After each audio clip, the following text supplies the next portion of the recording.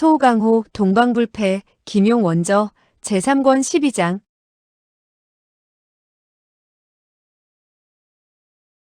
12. 신비한 할머니에게 칠연금을 배우다. 그는 즉시 문을 나섰다. 낙양은 역대 황제들이 사는 곳이었다. 규모는 웅장하나 시가지는 그리 번화하지 않았다. 영호충은 아는 것이 별로 많지 않았으며 고대 역사에 대해서는 아는 것도 없었다. 낙양성 내의 여러 명승고적을 봐도 그 내력을 알지 못하니 아무런 흥미도 느낄 수 없었다. 작은 골목으로 들어서니 7, 8명의 할 일 없는 사람들이 작은 주점에서 도박을 하고 있었다. 그도 슬그머니 끼어들었다. 왕원패가 어제 자기에게 인사할 때 준 은자를 꺼내 그들과 도박을 하기 시작했다. 저녁때가 되어서야 도박을 끝내고 술에 취해 돌아왔다. 연며칠 동안 그는 이 무리들과 도박을 하고 술을 마셨다. 며칠 동안은 재수가 좋아 몇 푼 땄으나 넷째 날부터 털리기 시작했다. 40냥의 은은 며칠이 가기 전에 바닥이 났다. 도박꾼들은 돈이 없으면 도박을 할 수 없다고 하면서 그를 끼워주지 않았다. 영호충은 화가 치밀어 술을 시켜 연거푸 몇 주전자 들이켰다. 점원이 말했다. 보시오, 돈을 싹 잃었는데 무엇으로 이 술값을 지불하겠소? 영호충이 말했다. 내일 와서 갚겠소. 점원은 고개를 저으며 말했다. 이 주막은 자금이 적고 이익이 없어 친척이나 친구일지라도 외상은 사절입니다. 영호충은 크게 화가 나 말했다. 이 도련님이 돈이 없다고 깔보는 것이냐? 점원은 웃으며 말했다. 당신이 도련님이든 영감님이든 마님이든 그건 상관이 없습니다. 돈이 있으면 팔고 돈이 없으면 외상을 주지 않을 것이요. 영호충이 자기 자신을 돌아보니 옷은 남루하고 돈 있는 차림새가 아니었다. 허리에 차고 있던 한 자루의 장검을 풀어 탁자에 던지며 말했다. 이것을 잡혀주시오. 한 명의 무례하니 그의 돈을 따고 싶어 급히 말했다. 줬소. 내가 당신 대신 잡혀드리죠. 그리고는 검을 안고 나갔다. 점원은 또 2 주전자의 술을 가져왔다. 영호충이 한 주전자를 다 마셔버렸을 때 그 무례한은 몇 덩이의 은자를 가지고 돌아왔다. 모두 3냥 4푼의 은이요. 그는 은자와 전당포 쪽지를 그에게 들이밀었다. 영호충이 은을 살펴보니 3냥도 되지 않았다. 그러나 그는 아무 말 하지 않고 다시 많은 무리들과 도박을 하기 시작했다. 저녁 때까지 술에 취하여 도박을 하다가 다시 미천을 몽땅 털리고 말았다. 영호충은 옆에 있던 입이 비뚤어진 자에게 말했다. 3냥만 빌려주시오. 이기면 배로 갚아드리겠소. 입이 비뚤어진 자가 웃으며 말했다. 만약 진다면 어떻게 하시겠소? 영호충이 말했다. 진다면 내일 갚아드리리다. 입이 비뚤어진 자는 말했다. 내 놈 집에는 아무것도 없는데 무엇으로 갚겠는가? 마누라를 팔겠는가? 여동생을 팔겠는가? 영호충은 크게 화가 나 손을 들어 뺨을 철썩 갈겼다. 이때는 취기가 이미 머리 끝까지 올라 있어서 내친김에 앞에 있던 몇 냥의 은까지 빼앗아 버렸다. 입이 비뚤어진 자는 외쳤다. 큰일 났다. 큰일 났다. 이놈은 강도로구나. 그 무리들은 모두 한 패라 일제히 달려들어 주먹을 쥐고 영호충에게 덤벼들었다. 영호충은 손에 검도 없고 힘이 없었다. 몇 명의 무리에게 떠밀려 땅바닥에 나뒹굴었다. 주먹과 발길질에 그의 얼굴은 시퍼렇게 멍이 들었다. 갑자기 말굽소리가 들려오더니 몇 명의 말 탄 자들이 옆을 지나갔다. 말에 탄 사람이 호통쳤다. 비켜라. 비켜라. 말채찍을 휘두르며 무리를 흩어지게 했다. 영호충은 땅바닥에 엎드려 다시는 일어설 수 없었다. 한 명의 여자가 갑자기 외쳤다. 어머, 이분은 대사형이 아니십니까? 바로 악영산이었다. 다른 한 사람이 말했다. 좀 봅시다. 이 사람은 임평지였다. 그는 말에서 내려 영호충의 몸을 돌려놓고 깜짝 놀라 말했다. 대사형, 어찌 된 일입니까? 영호충은 고개를 흔들며 쓰디쓰게 웃으며 말했다. 술에 취했고 도박에 졌소. 임평지는 급히 그를 안아 말 위에 실었다. 임평지와 악영산을 제외하고 다른 네 사람이 말에 타고 있었다. 말에 타고 있던 사람은 왕백분의 두 딸과 왕중강의 두 아들이었는데 바로 임평지의 사촌 남매들이었다. 그들 6사람은 집에서 나와 낙양성 여러 곳을 돌아다니며 망중한을 즐기고 있었는데 지금 집으로 돌아가는 길에 그 골목에서 영호충이 사람들에게 얻어맞고 있는 것을 보았던 것이다. 그들 4사람은 의아하게 생각했다. 화산파는 오합검파의 하나로 할아버지께서 말씀을 자주 하시고 찬양하셨는데 그리고 요전날 그들 제자들과 무술 시합을 겨룰 때 그들의 공력은 상당했는데 이 영호충은 화산파의 첫째 제자로서 어찌 이 몇 명의 깡패들조차 이길 수 없단 말인가? 영호충이 얻어맞아 시뻘건 코피가 나고 얼굴이 시퍼렇게 멍들고 부은 것을 보니 정말 이상하게 생각되었다. 영호충은 왕원패의 집으로 돌아와 이틀 동안 요양하자 비로소 원상태로 돌아왔다. 악불군 부부는 그가 무례한들과 도박을 하고 싸움을 했다는 소리를 듣고 화가 나서 그를 보러 오지도 않았다. 5째 날 왕중강의 작은 아들인 왕가구가 총총히 방 안으로 들어왔다. 영호 대형, 나는 오늘 당신의 빚을 갚았소. 그날 당신을 때린 무례한들을 찾아가 채찍으로 그놈들을 몇 번 때려 주었습니다. 영호충은 그 사건에 대해 기실 아무렇지도 않게 여기고 있었다. 그래서 담담히 말했다. 그럴 필요가 없습니다. 그날은 내가 술에 취했고 애당초 내가 잘못했던 것입니다. 왕가구는 말했다. 그게 무슨 말씀입니까? 당신은 우리 집 손님이 아닙니까? 금도왕가의 손님이 어찌 낙양성에서 얻어터지고도 빚을 갚지 못한단 말입니까? 영호충은 마음속 깊이 금도왕가에 대해 반감을 가지고 있었는데 그가 말끝마다 금도왕가 금도왕가라고 들먹이는 꼴을 보자 이 금도왕가가 무림에서 권세를 쥐고 좌지우지하는 것 같아 참지 못하고 생각나는 대로 내뱉어버렸다. 금도왕가가 고작 깡패를 상대하는 데 필요하단 말이오? 그는 말을 한 즉시 후회했다. 막 사과를 하려고 하는데 왕가구는 침울한 표정이 되어 말했다. 영호 형, 그 무슨 말씀이시오? 그때 만약 나와 의형님이 그 7명의 건달들을 막지 않았다면 당신이 오늘까지 생명을 부지할 수 있었겠소? 영호충은 담담하게 웃으며 말했다. 애당초 두 분께서 생명을 구해주신 데 대해 감사를 드리려고 생각했소. 왕가구는 영호충의 말투에 약을 올리는 의미가 들어있자 큰 소리로 외쳤다. 당신은 화산파 장문인의 수제자인데 낙양성의 몇 명의 건달조차 상대할 수 없으니. 하하하. 그 누가 거짓으로 명성을 얻었다고 말하지 않겠소? 나는 본래 가진 게 없고 명성도 없던 사람이요. 바로 이때 방문 밖에서 어떤 사람의 말소리가 들려왔다. 동생, 여기서 영호 형님과 무슨 이야기를 주고받고 있어? 문이 열리며 한 사람이 들어오는데 바로 왕중강의 장자 왕가준이었다. 왕가군은 화가 난 듯이 말했다.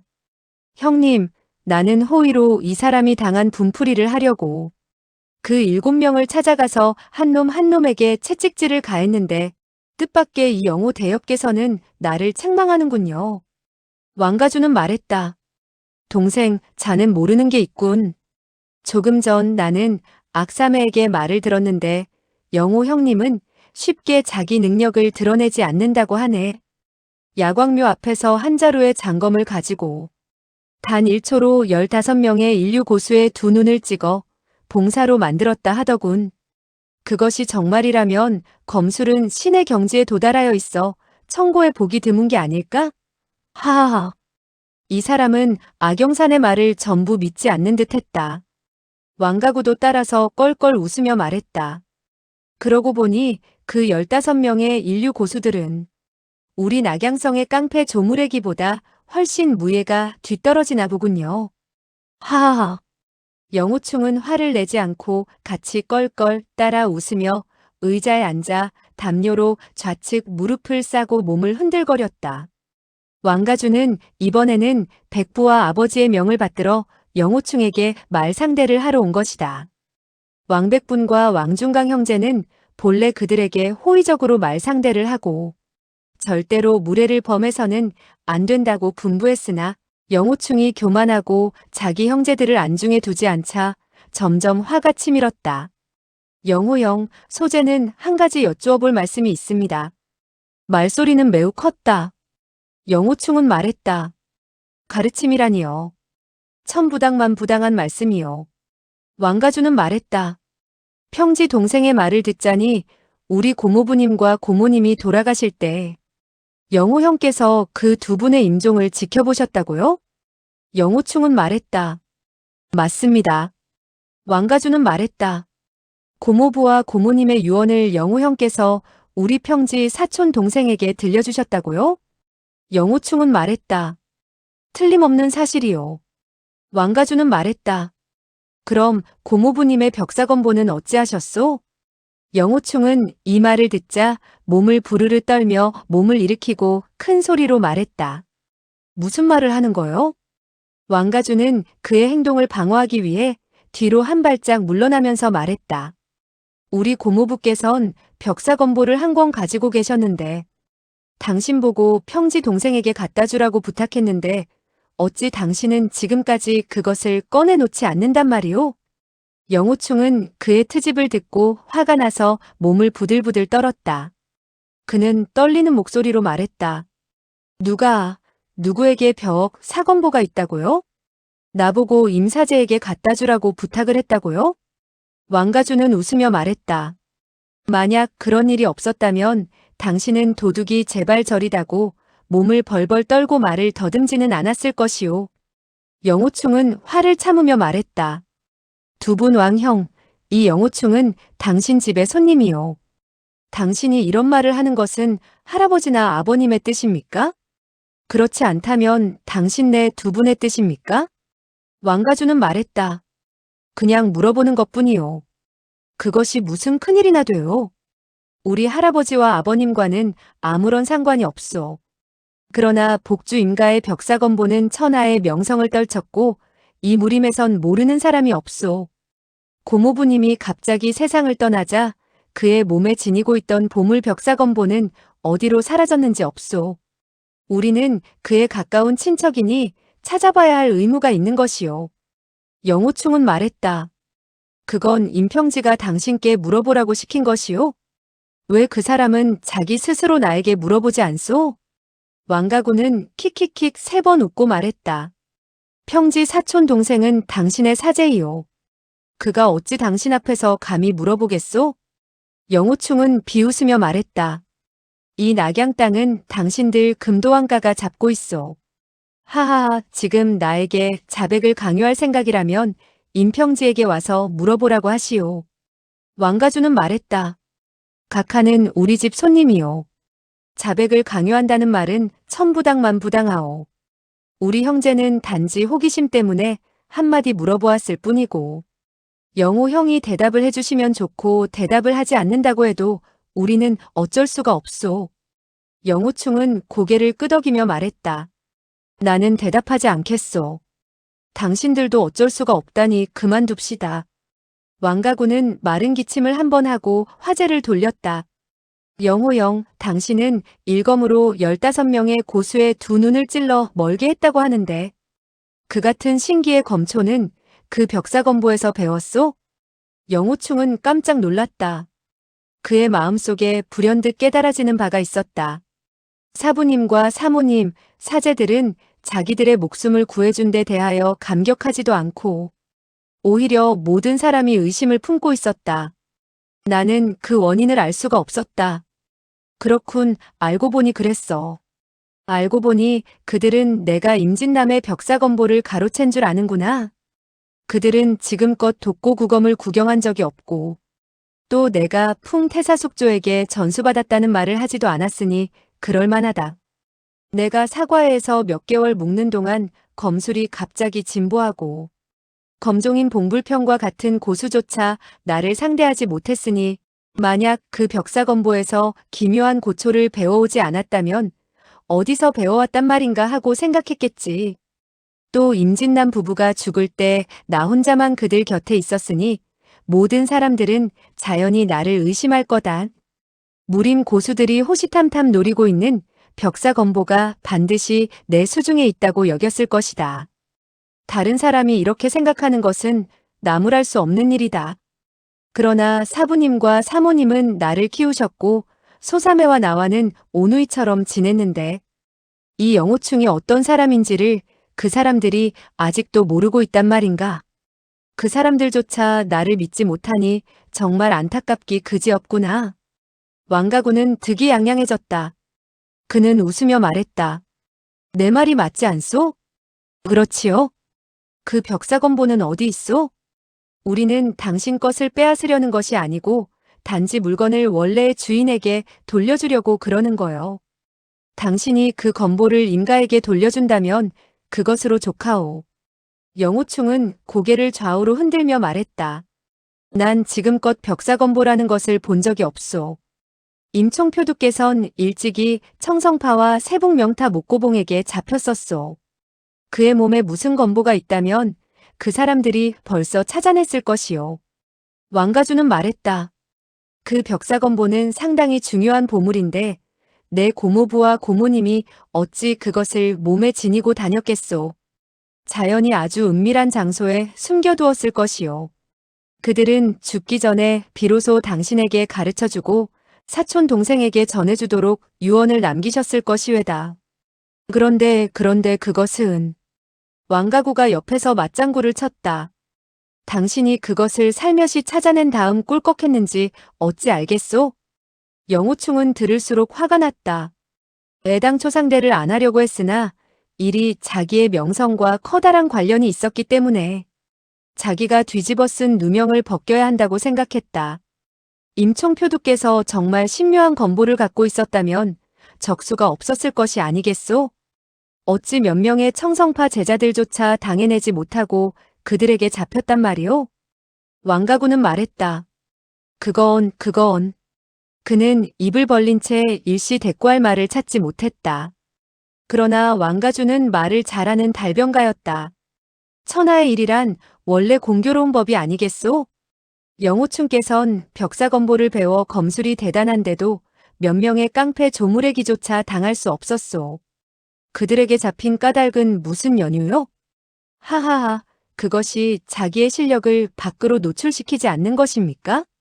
그러나 영호 형, 당신의 행동이 조금은 지나친 것 같지 않소? 정정당당한 화산파 수제자가 낙양성의 몇 명의 깡패 조무래기에게 당하면서도 아무런 대응을 못했으니 그런 이야기를 누가 믿는단 말이오. 절대로 믿는 사람이 없을 것이오. 그 안에는 틀림없이 어떤 음모가 숨어 있을 것이오. 영호 형, 내가 권고하는데 솔직히 벽사건보의 행방을 말해주시오. 영호충은 평상시 성격대로라면 벌써 반격을 가했을 것이다. 그러나 손님으로 온 신분을 생각해서 꾹꾹 눌러 참았다. 영호충은 여태껏 벽사건보인지 뭔지를 본 적이 없소이다. 복주에 있는 총표두의 유언을 나는 한마디도 빼놓지 않고 임사제에게 말했소. 영호충이 만약 속이고 있는 일이 있다면 100번 죽어도 좋소. 말을 하면서 팔짱을 끼었다. 왕가주는 웃으며 말했다. 이 일은 무림 비급에 관련된 큰일이오. 만약 구렁이 담 넘어가듯 넘어갈 수 있다고 생각했다면 영호 형께선 이 천하를 너무 얕잡아 본 것이오. 영호충은 억지로 노기를 참으며 말했다. 당신 말대로라면 나는 어찌해야 하오? 왕가구는 말했다. 우리 형제는 감히 영호 형의 몸을 한번 뒤져볼까 하오.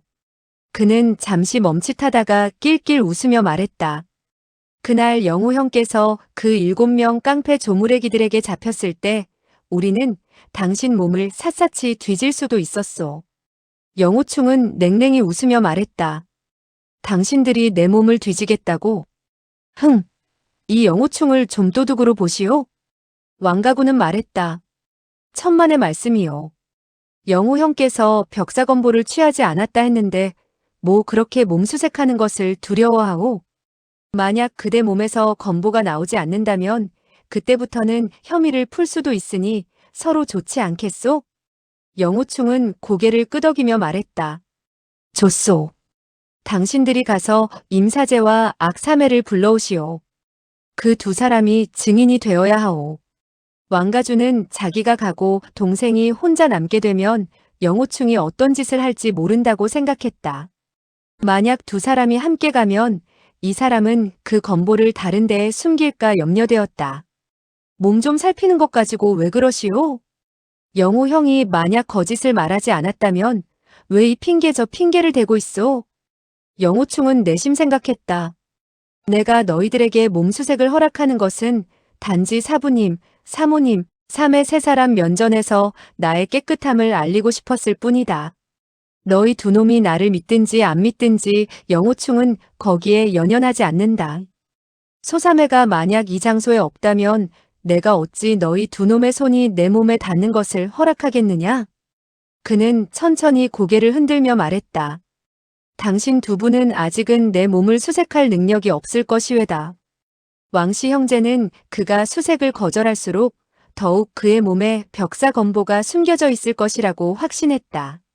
그들이 벽사건보를 찾으려고 하는 것은 첫째는 아버님과 고모님 앞에 공을 세우기 위함이고 둘째는 평소 이 벽사건보가 매우 대단하다고 들었기 때문에 이 건보를 자기 형제들이 찾아낸다면 한번 읽어볼 생각이었다.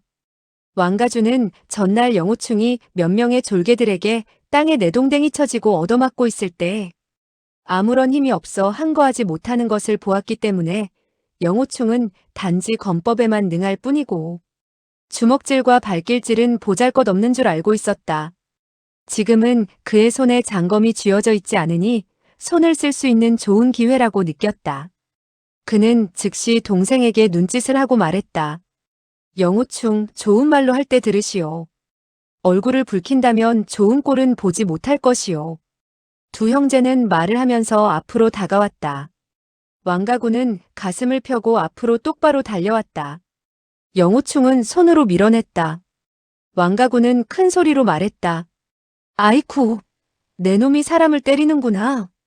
그리고 그의 손목을 꼭 잡고 아래로 짓눌렀다.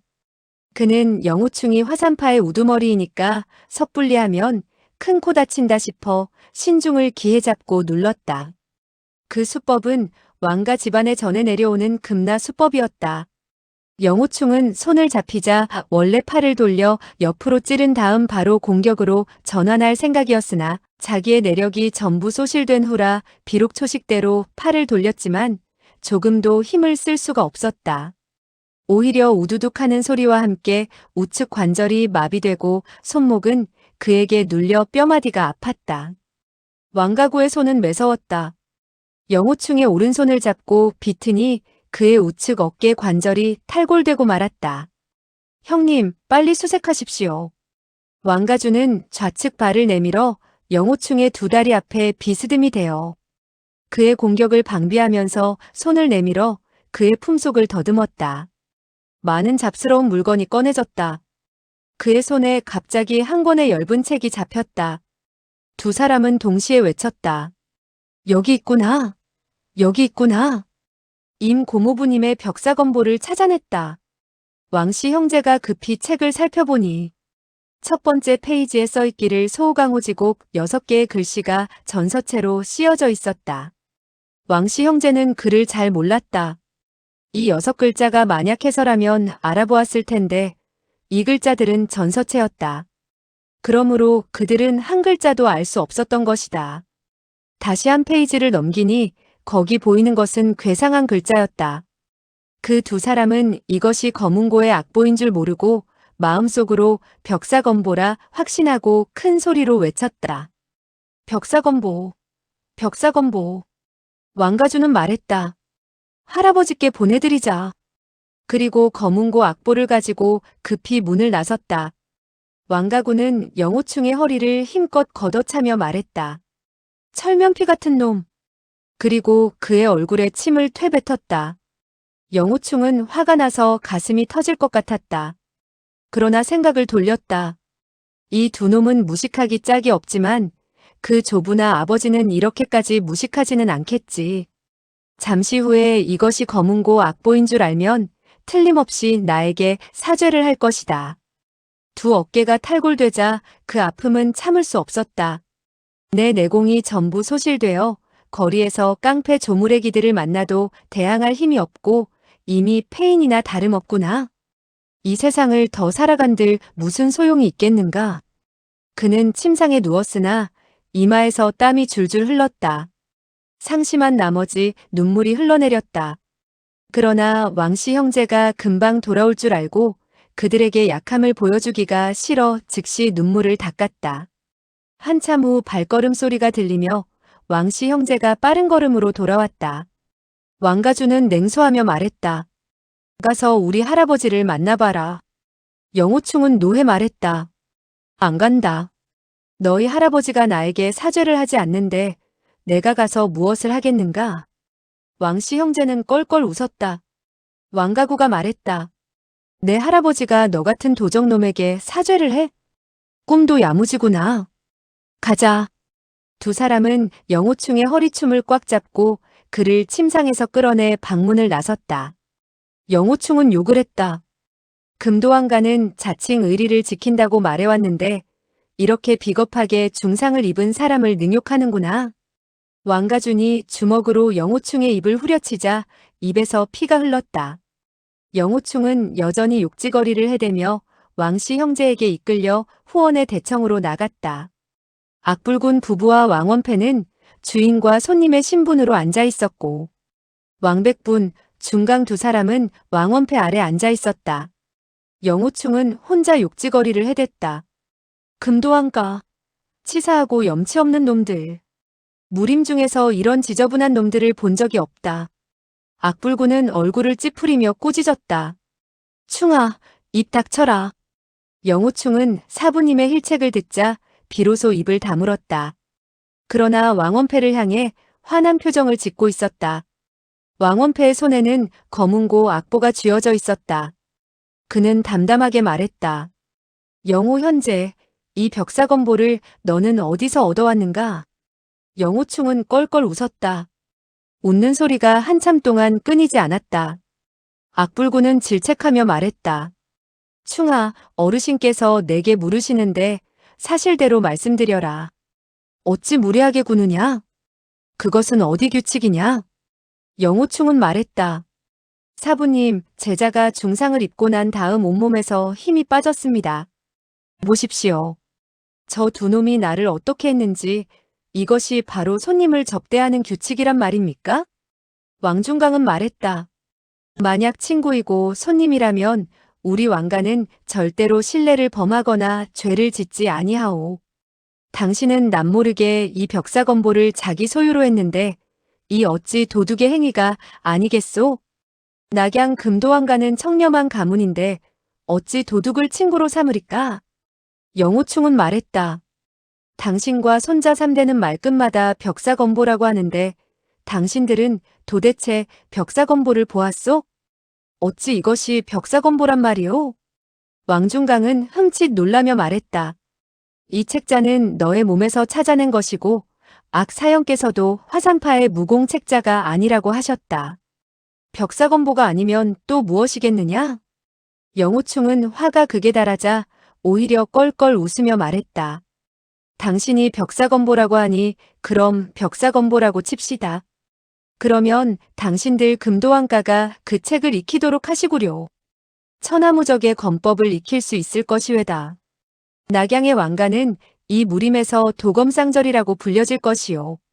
하하하하. 왕원패는 말했다. 영호 현재 손자들이 일시적으로 죄를 지었다면 화를 풀게. 사람이 어찌 허물이 없겠는가? 허물을 알고 고친다면 그것이 바로 큰 그릇의 사람이 아니겠는가? 내가 이미 검보를 꺼내 놓았으니 당신 사부의 체면을 봐서라도 우리가 끝까지 추궁할 수가 없군. 이 일에 우리 모두는 앞으로 더 이상 말을 꺼내지 맙시다. 내가 바로 너의 어깨를 붙여주마. 말을 하면서 좌석에서 내려와 영호충을 향해 손을 내밀어 그의 좌측 손을 잡았다. 영호충은 뒤로 두 발자국 물러나면서 큰 소리로 외쳤다. 잠깐! 영호충은 당신의 동정을 받지 않겠소. 왕원패는 의아해하며 말했다. 왜 그런가? 영호충은 화가 나서 말했다. 이 영호충은 허수아비가 아니오. 내 손목이 당신들이 꺾고 싶으면 꺾고 붙이고 싶으면 붙이는 것인 줄 아시오? 그리고 좌측으로 2걸음 가서 악부인의 곁에 가며 외쳤다. 사모님. 악부인은 한숨을 내쉬고 관절에서 떨어져 나간 그의 2팔을 붙여주었다. 영호충은 말했다. 사모님, 이 책은 분명 칠연금의 악보와 퉁소의 악보인데 이 왕가의 사람들은 난 놓고 기억자도 모르면서 자꾸 이것을 벽사건보라고 합니다. 세상에 이런 웃기는 일도 다 있습니까? 악부인은 말했다. 왕 어르신, 그 악보를 나에게 좀 보여주실 수 없습니까? 왕원패는 말했다. 악부인 보십시오. 그러면서 악보를 건네주었다. 악부인은 악보를 몇 장 보았으나 알 수 없는지 이렇게 말했다. 검은고 악보인지 퉁소의 악보인지 나는 모르겠소. 나는 건보를 몇 번 본 적이 있는데 이 책자는 건보 같지는 않습니다. 왕 어르신 댁에 검은고를 타고 퉁소를 불 줄 아는 사람이 있다면 그를 모셔다 좀 보여주면 확연히 알 것입니다. 왕원패는 마음속으로 주저했다. 이것이 정말로 검은고 악보이고 퉁소의 악보라면 그 창피함이란 말할 수 없었기 때문에 그는 생각에 잠긴 채 대답을 못했다. 왕가구는 머리 회전이 느린 편이었다. 그는 큰 소리로 말했다. 할아버지, 우리 장방에 있는 역사야가 퉁소를 불 줄 압니다. 그를 불러 보여주십시오. 이것은 분명히 벽사건보입니다. 어째서 검은고 악보가 되겠습니까? 왕원패는 말했다. 무학의 비급 종류는 많다. 어떤 사람은 비밀을 지키기 위해 고의로 무공의 도식을 악보 모양으로 써넣는 경우가 있으니 이 또한 이상할 것이 없다. 악부인이 말했다. 대개 퉁소를 불 줄 아는 사람이 있다 하니 그럼 이것이 건보인지 악보인지 그를 불러오면 금방 알 수 있겠군요. 왕원패는 어쩔 수 없이 왕가구에게 명령을 해서 역사야를 불러오도록 했다. 역사야는 키가 작았고 비쩍 야위었다. 50여 세 정도 되어 보였다. 턱 밑에는 수염이 나 있었으며 옷차림새는 심히 정갈했다. 왕원패는 말했다. 이것 좀 봐주시오. 이것이 악보인지 아닌지 말이오.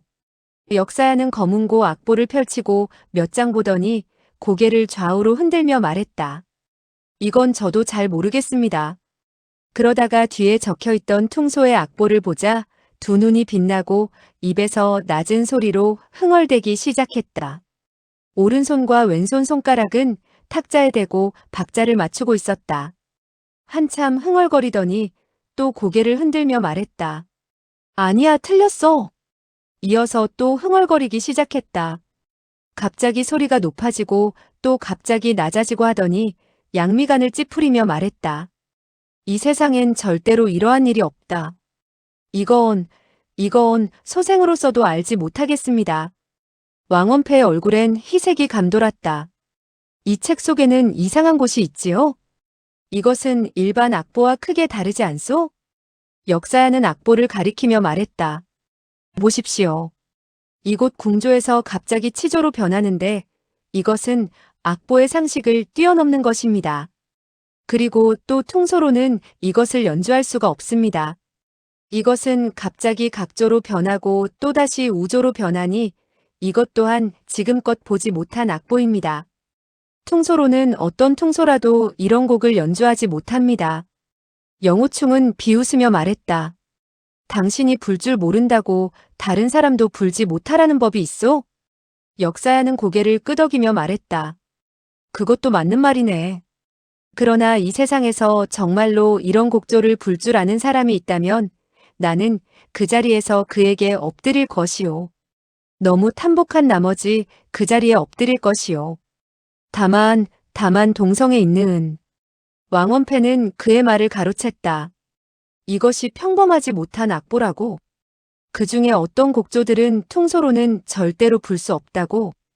역사야는 고개를 끄덕이며 말했다. 그렇습니다.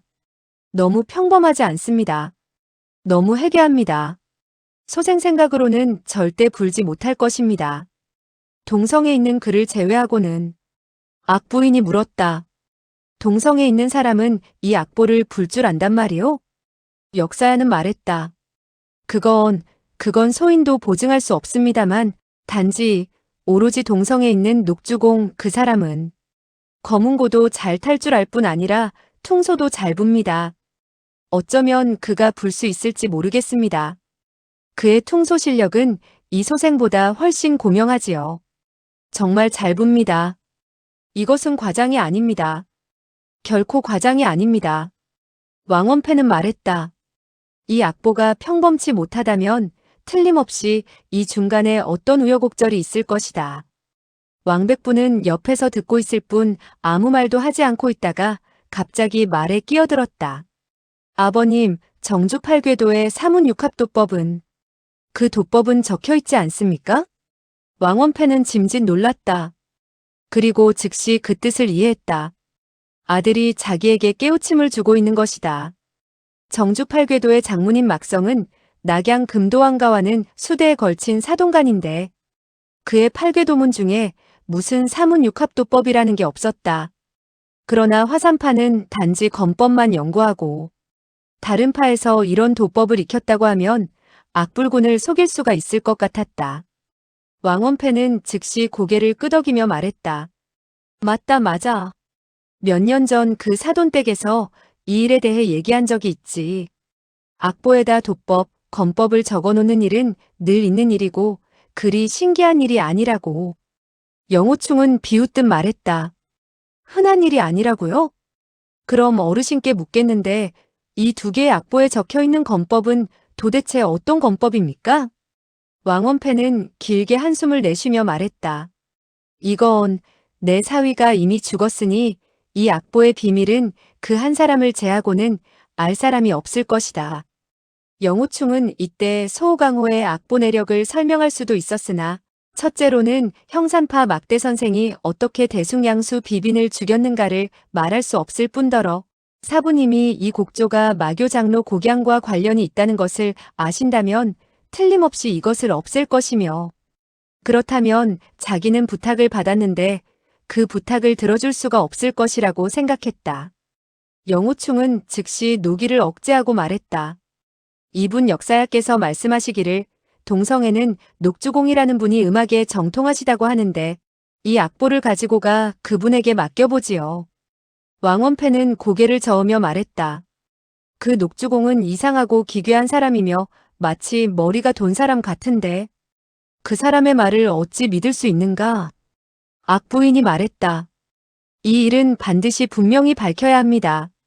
충하도 우리 제자이고 평지 또한 우리들의 제자인데 우리들은 누구 하나를 편애할 수가 없습니다. 결국 누가 옳고 누가 그른지 그 녹주공을 청해서 이 악보의 이치나 알아보도록 합시다. 그녀는 이 일이 영호충과 금도왕가의 결움이라고 말할 수가 없어서 금도왕가라는 말 대신에 임평지를 끌어들였다. 악부인은 다시 말했다. 역사야, 사람을 보내 그분을 모셔오시면 감사하겠습니다. 역사야는 말했다. 그 노인네의 성질은 기괴하기 짝이 없습니다. 다른 사람이 일이 있어 그에게 구하려고 하면 그가 관여하기 싫은 일은 대문 앞에 가서 절을 해도 그는 절대로 쳐다보지도 않고 만약 자기가 어떤 일에 끼어들면 물리쳐도 물러나지 않는 사람입니다. 악부인은 고개를 끄덕이며 말했다. 생각해보니 그분 녹주공은 무림의 선배인 것 같습니다. 사형, 우리가 들은 견문은 너무 없지요? 왕원패는 웃으며 말했다. 그 녹주공은 대나무를 엮는 장인에 불과하오. 대나무 그릇이나 대방석을 짜는 사람일 뿐 무림의 사람은 아니오. 단지 그는 검은고를 잘 타고 퉁소를 잘 불고 또 그림을 그려 많은 사람들에게 돈을 받고 팔고 그래서 약간 우아한 노인이어서 우리 지방에선 그를 좀 높이 쳐주는 것이라오. 악부인은 말했다. 이러한 인물이라면 낙양까지 와서 안 보고 갈 수는 없지요.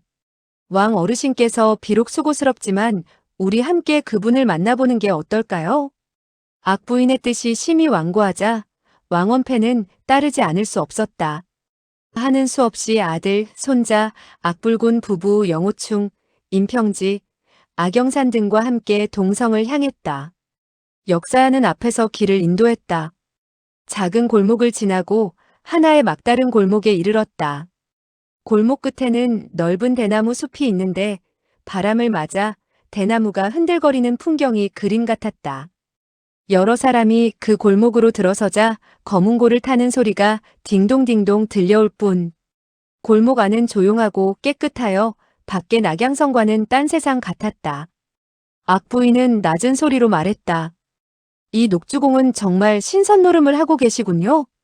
바로 이때 띵하는 한 줄의 거문고 울리는 소리가 들리더니 소리가 멈췄다. 한 늙은 목소리가 들려왔다.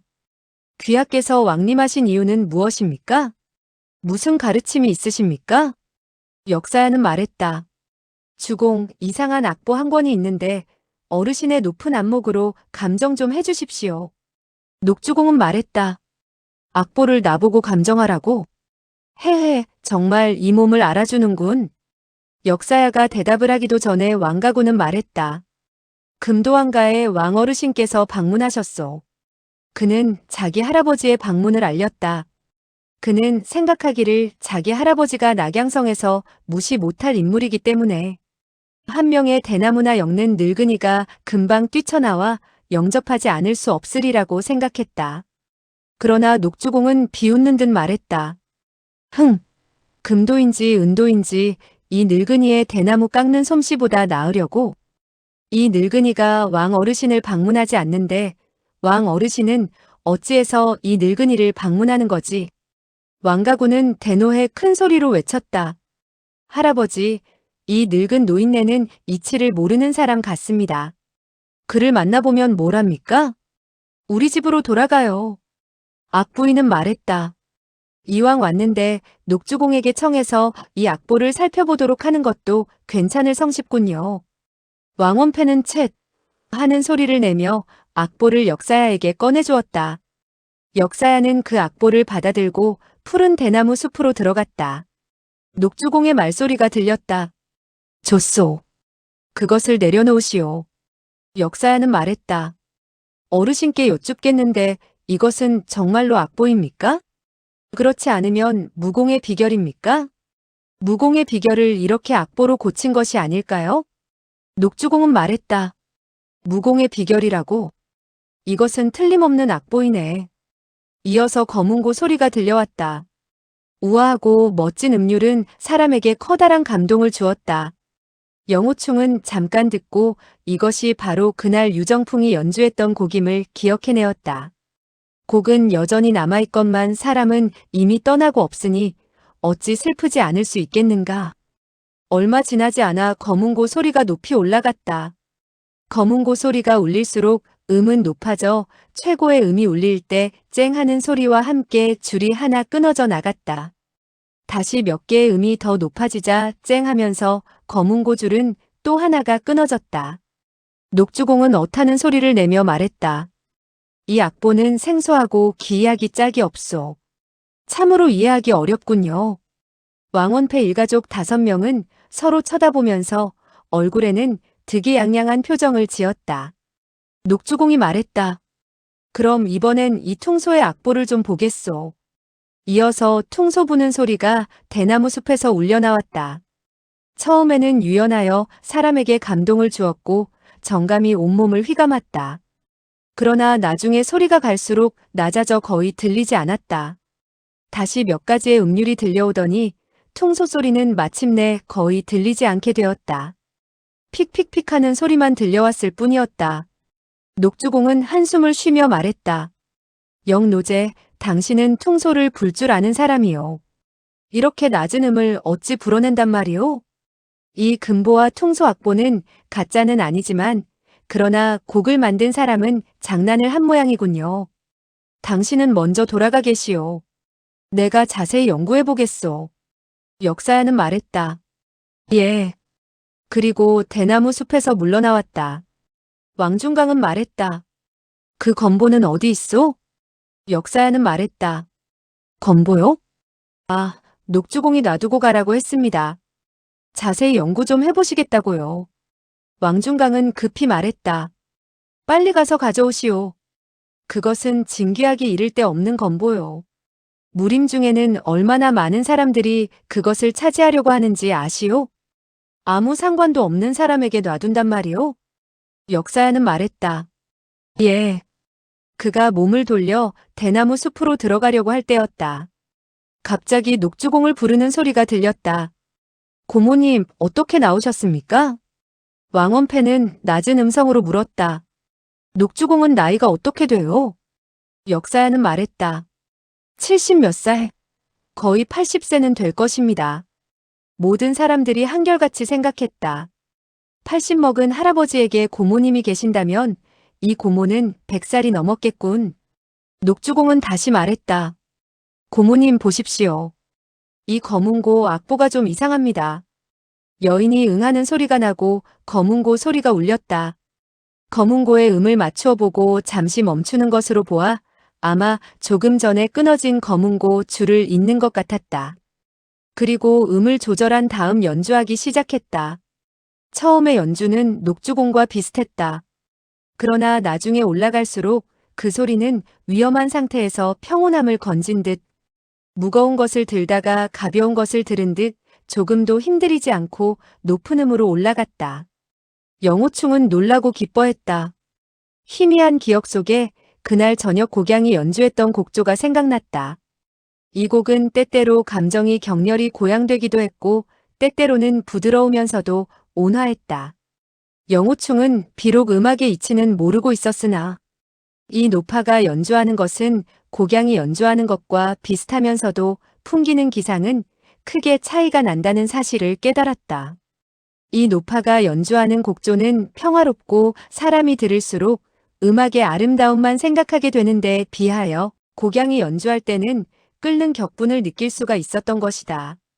한참 지나자 검은고 소리는 점점 멀어졌다.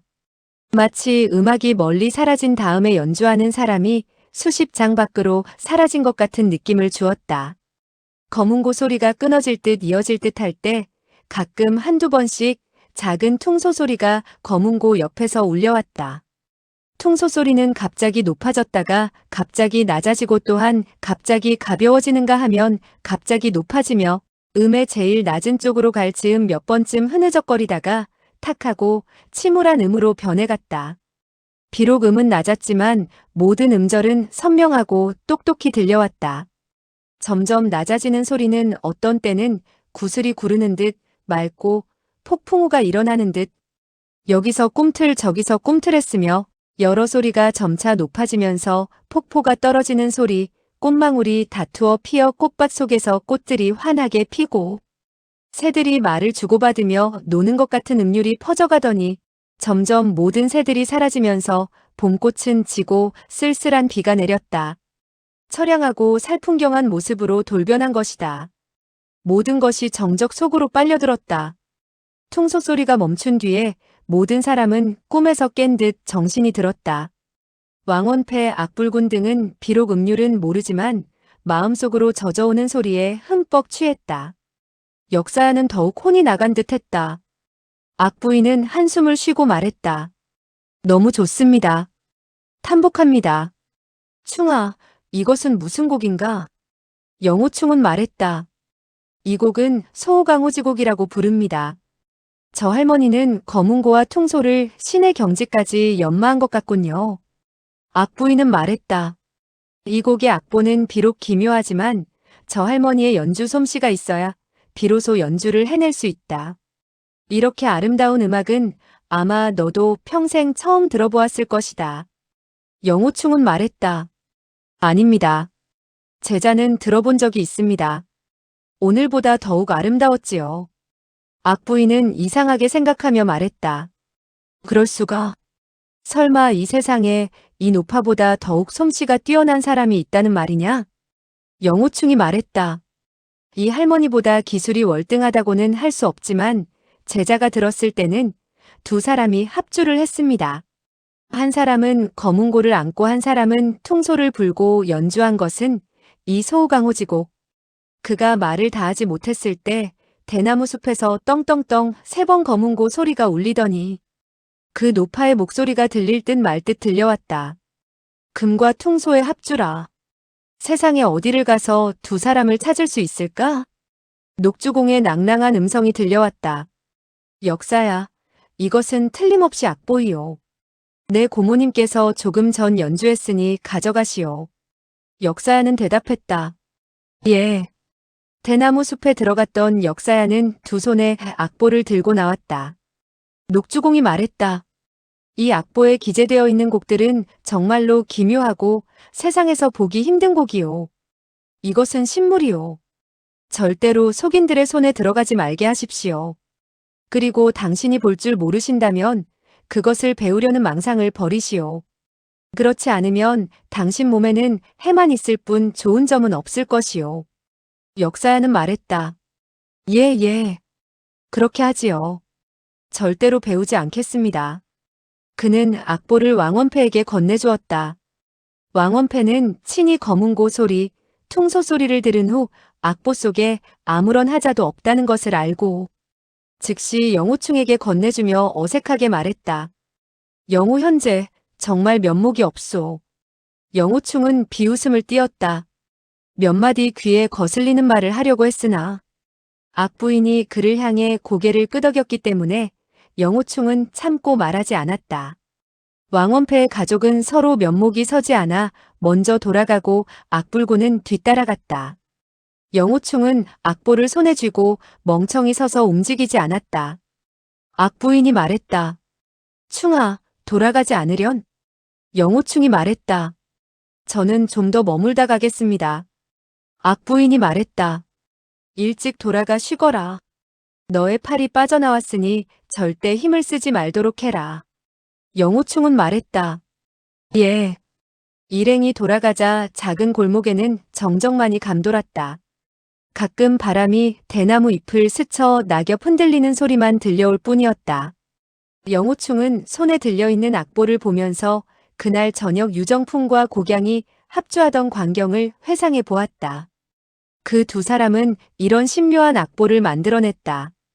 녹주공의 고모란 노파는 비록 검은고를 타고 퉁소를 불어 그 절묘함을 표현했지만 그러나 애석하게도 그녀는 각각 나누어 불 수 있을 뿐 그 녹주공조차도 그녀와 합주를 못했다. 이 검은고와 퉁소로 합주하는 소우강호지곡의 곡은 앞으로 그 소리가 끊어지겠구나. 다시는 옛날과 같은 음을 들을 수 없게 되었구나. 그리고 다시 생각했다. 유정풍 사숙과 곡 장로는 한 사람은 정파 고수이고 한 사람은 마교 장로였으나 음악을 말할 땐 서로 의기투합하여 교분을 맺고 함께 신기롭고 절묘한 소우강호를 만들어냈다.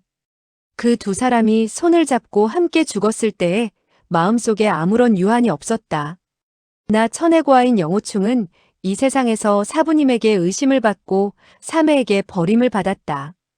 또 나만을 사랑해주던 유쿠아마저도 내 손에 죽었으니 나보다 유정풍 대협이 더 쓸쓸하지는 않았을 것이다. 그는 자기도 모르게 슬픔이 복받쳐 올라 눈물을 뚝뚝 떨구다가 끝내 울음을 참지 못하고 엉엉 소리내어 울었다. 녹주공의 소리가 대나무 숲속에서 들려왔다. 이복의 친구. 왜 우나? 영우충은 말했다. 내 신세가 가련하고 이 곡을 만든 두 분 선배의 죽음을 생각하니 때와 장소를 가리지 못하고 슬픔이 복받치는군요. 죄송합니다, 어르신. 말을 마치고 몸을 돌려가려고 했다. 녹주공이 말했다. 이복의 친구, 한마디 물어볼 것이 있네. 좀 들어와 말 좀 나누지 않겠나?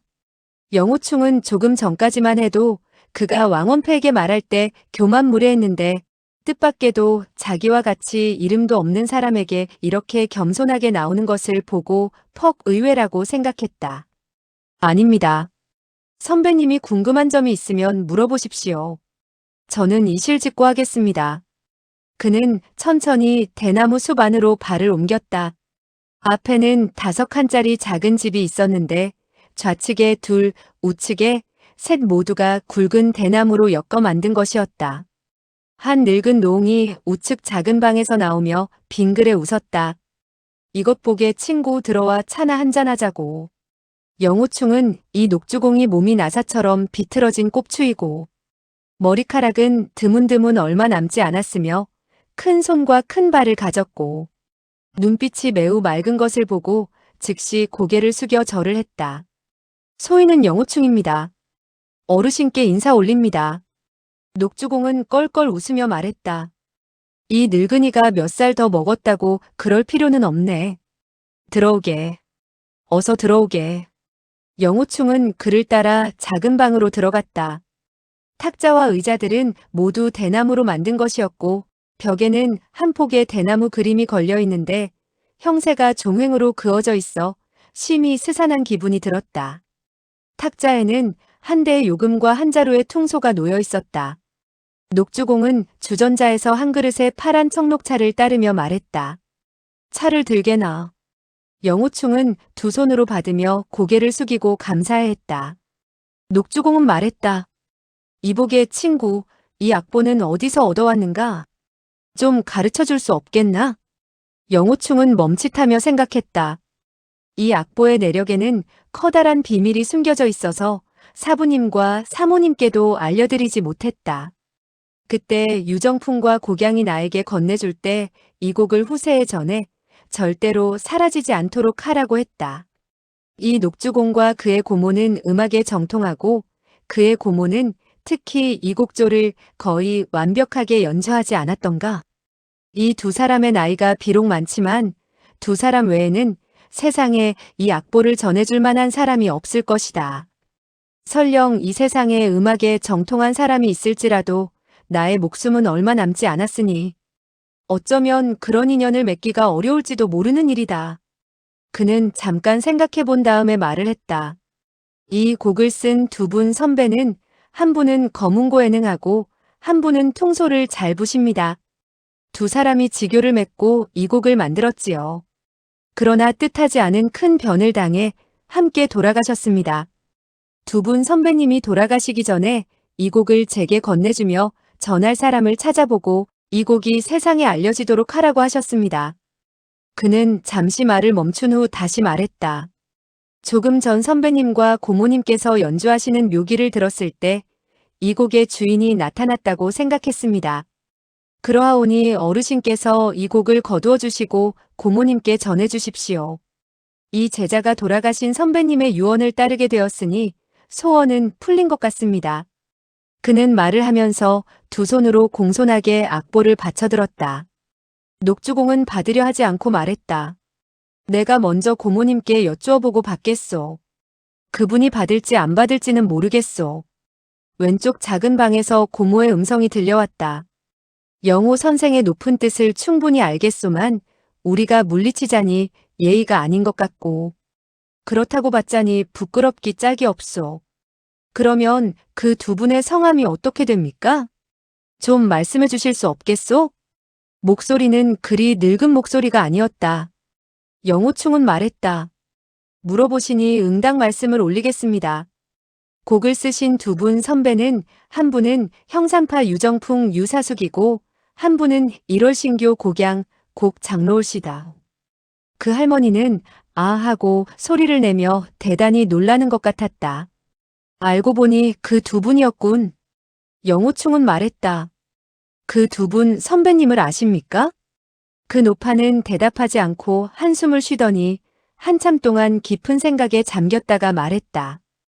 유정풍은 바로 형산파의 고수이고 곡양은 마교 장로이다. 양측은 철천지 원수지간인데 어찌 둘이 합심하여 이 곡을 지었단 말이냐? 참으로 해괴한 일이군. 영호충은 비록 그 노파의 얼굴을 보지는 못했지만 그녀가 타는 거문고 소리와 퉁소 소리를 듣고 필시 우아하고 자애로운 사람이리라 생각했다. 절대로 자기를 속이거나 자기 명예를 더럽힐 사람이 아닐 것 같았다. 그녀가 그들의 내력을 알고 있는 것으로 보아 틀림없이 무림 사람인 모양이었다. 그래서 사실대로 유정풍이 어떻게 금분세수를 하려 했고 숭산파 좌맹주가 어떻게 명령을 내려 저지했는지 유 선배와 곡양이 어떻게 숭산파 고수들에게 장력을 얻어맞고 들판에서 합주를 했는지 그리고 두 사람이 죽기 전 어떻게 자기에게 이 곡을 주며 부탁했는지 사실 그대로 일일이 말해주었다. 단지 막대 선생이 어떻게 비빈을 죽였는지에 대해서는 말하지 않았다. 그 노파는 한마디도 빼놓지 않고 경청했다. 영호충의 말이 끝나자 노파가 말했다. 이것은 분명히 악보인데 그 금도 왕원패는 왜 이것을 무공비급이라 했소? 영호충은 즉시 임진남 부부가 어떻게 청성파 및 목고봉에게 살해되었고 어찌하다 임평지에게 유언을 전했는지 그리고 왕씨 형제가 어떻게 의심을 했는지에 대해 이야기해 주었다. 노파가 말했다. 알고 보니 그랬군. 그녀는 잠시 말을 멈춘 후 다시 말했다. 이런 사정을 당신 사부와 사모님께 조금이라도 이야기했더라면 많은 의심이 풀렸을 텐데. 나는 자네와 한 번도 본 적이 없는 낯선 사람인데 어찌 나에게는 비밀을 숨기지 않고 사실대로 말하는 것이오? 영호충은 말했다. 저도 잘 모르겠습니다. 선배님의 고아한 연주를 듣고 난 다음 선배님의 기풍에 감동되어 이렇게 사실대로 말하는 것 같습니다. 노파가 말했다. 그렇다면 자네는 자네 사부와 사모님께 불복하는 마음을 품고 있지 않은가? 영호충은 깜짝 놀라며 말했다. 절대로 그렇지 않습니다. 단지 저의 은사께서는 이 제자에 대해 의심을 하고 계실 뿐이지요. 노파가 말했다. 내가 자네의 말을 듣건대 준기가 부족한 것 같군. 나이 어린 사람이 이러면 안 되는데 그 원인이 무엇인가? 최근에 무슨 큰 병을 앓았는가? 아니면 상처를 입었는가? 영호충은 말했다. 예, 지극히 중한 내상에 시달리고 있습니다. 노파가 말했다. 조카님, 그 소년을 이쪽으로 데려오시오. 내가 맥을 한번 보리다. 녹주공이 말했다. 예. 그는 영호충을 이끌고 왼쪽에 있는 작은 방문가로 다가갔다. 녹주공은 영호충의 왼손을 대나무발 안으로 뻗게 했다. 대나무발 안에는 또 한 겹이 가느다란 명주실 커튼이 드리워져 있었다. 영호충은 희미하게 사람의 그림자만 보았을 뿐 안에 있는 사람의 얼굴이 어떻게 생겼는지는 구분할 수가 없었다. 세 개의 차가운 손가락이 자기의 맥을 짚었다. 노파는 한참 맥을 짚더니 하고 소리를 질렀다. 거참 이상하군. 한참이 지난 후 비로소 말했다. 오른손을 들이밀게. 그녀는 두 손에 맥을 짚고 한참 동안 말이 없었다. 영호충은 미소를 지었다. 노 선배님께서는 이 제자의 죽음을 걱정하지 마십시오. 이 몸은 목숨이 멀지 않았음을 알고 있으며 거기에 마음을 쓰지 않은 지 오래되었습니다. 노파가 말했다. 어떻게 너의 생명이 오래가지 못한다고 하느냐? 영호충은 말했다. 이 제자는 사제를 죽이고 사문의 자아비급을 훔쳤다는 누명을 쓰고 있습니다. 하루빨리 그 비급을 찾아 사부님께 드린 다음 목숨을 끊음으로써 사제의 넋을 위로해야 합니다. 노파가 말했다. 자아비급은 대단한 물건도 아닌데 자네는 어째서 사제를 죽였단 말인가?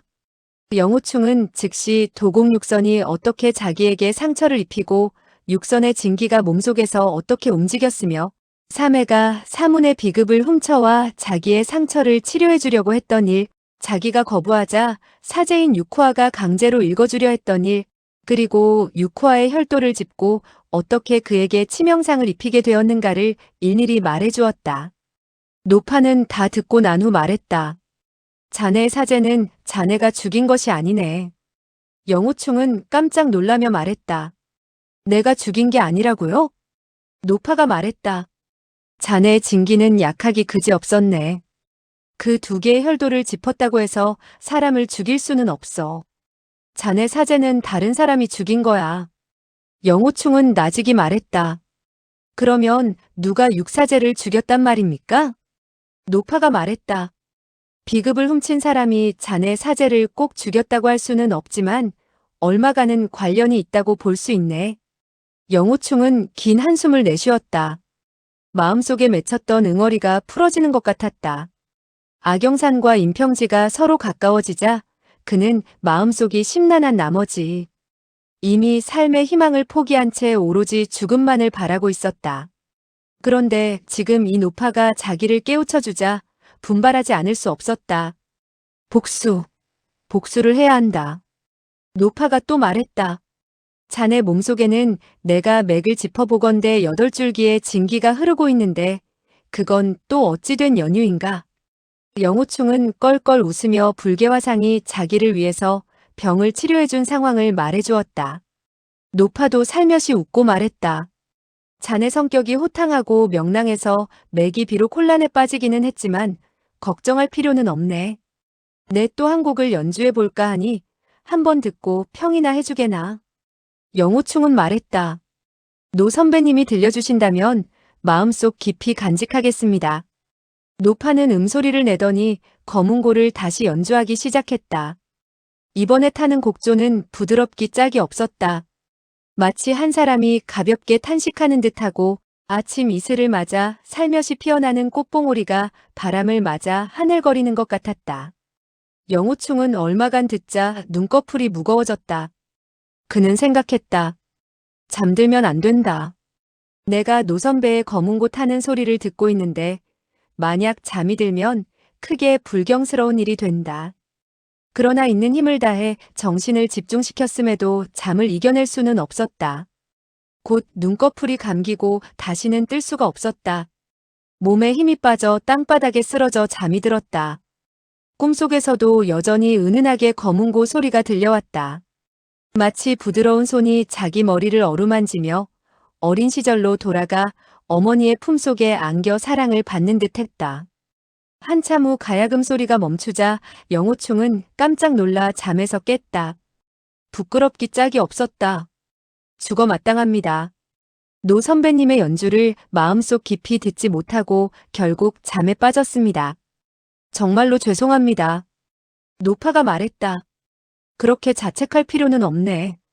내가 조금 전 연주한 것은 너에게 최면을 걸어 내가 내 공을 잘 관리할 수 있도록 하기 위해서였다. 몸은 어떠한가?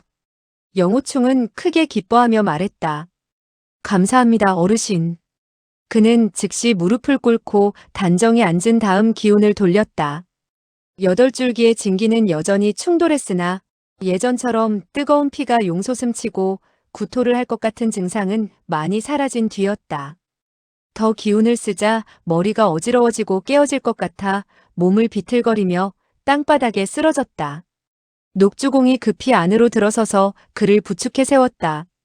그리고 그를 방 안으로 끌고 들어갔다. 노파가 말했다.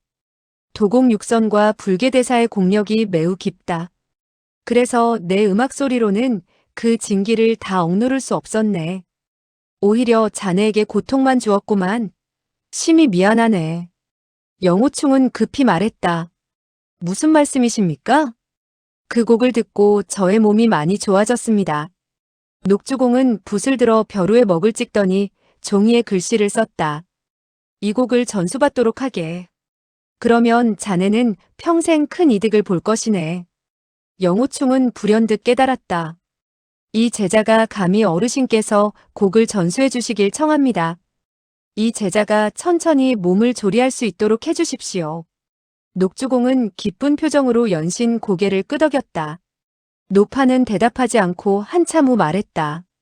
거문고를 탈 줄 아는가? 한 곡조 타보겠는가? 영호충은 얼굴이 새빨개지며 말했다. 제자는 한 번도 배운 적이 없고 탈 줄 모르면서도 어르신의 고명한 기량을 배우려고 했습니다. 실로 너무나 무례합니다. 이 제자의 경망함을 용서해 주십시오. 그는 즉시 녹주공에게 읍을 한 다음 말했다. 이만 물러가겠습니다. 노파가 말했다. 잠깐만. 자네에게 멋진 곡을 선물 받고 아무것도 보답해주지 못해 부끄럽고 자네 상처가 매우 깊어 정말 염려스럽군. 조카님, 내일 거문고 타는 방법을 영호군에게 전수해 주시오. 만약 그가 인내심이 있고 이 낙양 땅에 좀 오래 묵는다면 그럼 나의 이 청심보선주를 그에게 전수해 주어도 무방할 것이오. 마지막 두 구절은 소리가 너무 작아 잘 들리지 않았다. 다음 날 새벽부터 영호충은 이 골목 죽사로 와서 거문고를 배웠다. 녹주공은 그에게 음료를 전수해 주었다.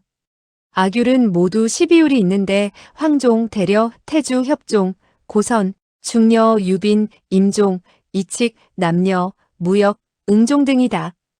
이것은 옛날부터 전해 내려오는 것으로 황제가 영륜에게 명하여 율을 지었는데 봉황의 울음소리를 듣고 이 12유를 지었다고 하네.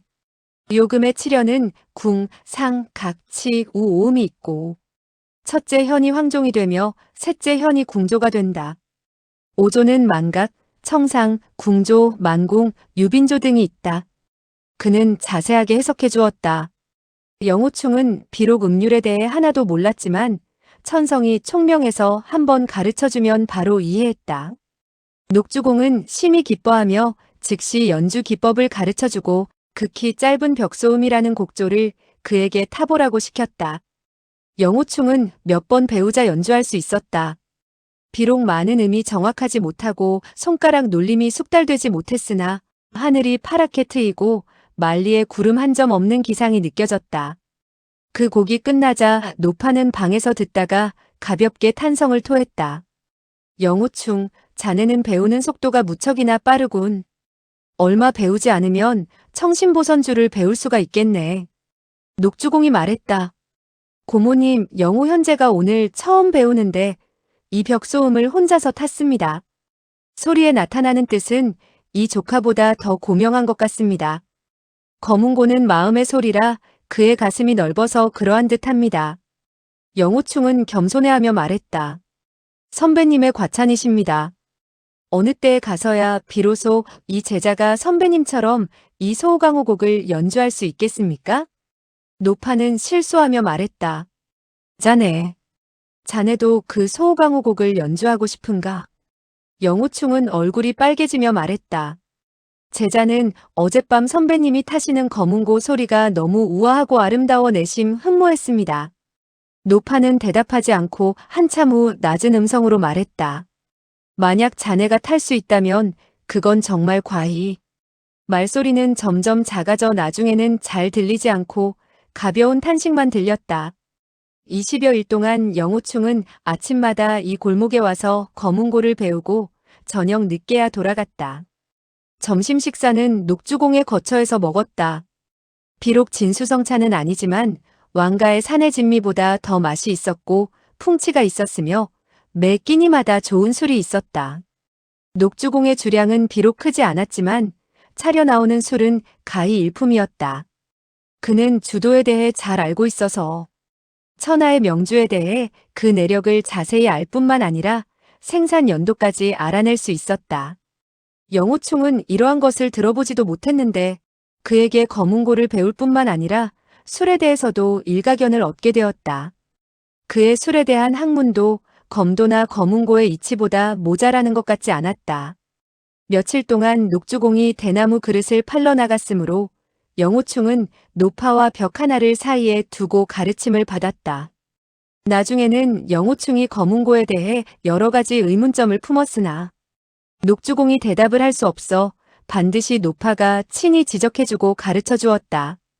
그러나 영호충은 끝내 노파의 얼굴을 보지 못했다. 단지 그녀의 목소리가 가볍고 부드러워 마치 아리따운 처녀 목소리 같았기에 노파라고는 전혀 상상할 수 없었다. 그는 그녀가 음악을 잘 알아 어려서부터 음악에 도취되어 깊이 빠졌기 때문에 말소리조차 듣기 좋아졌고 늙어서까지 변하지 않는 모양이라고 생각했다. 어느 날 노파는 그에게 유소사를 전수해 주었다. 이것은 한나라 때의 고곡으로 부드러운 곡조였다. 영호충은 몇 번 듣고 나서 그대로 거문고를 탔다.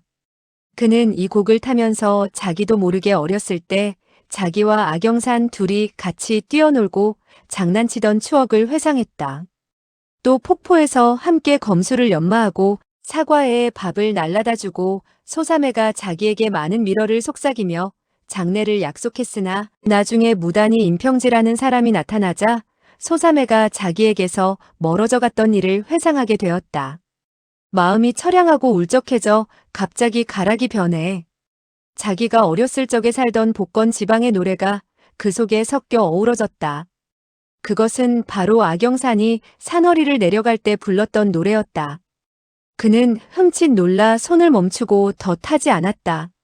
노파는 온화한 말투로 말했다.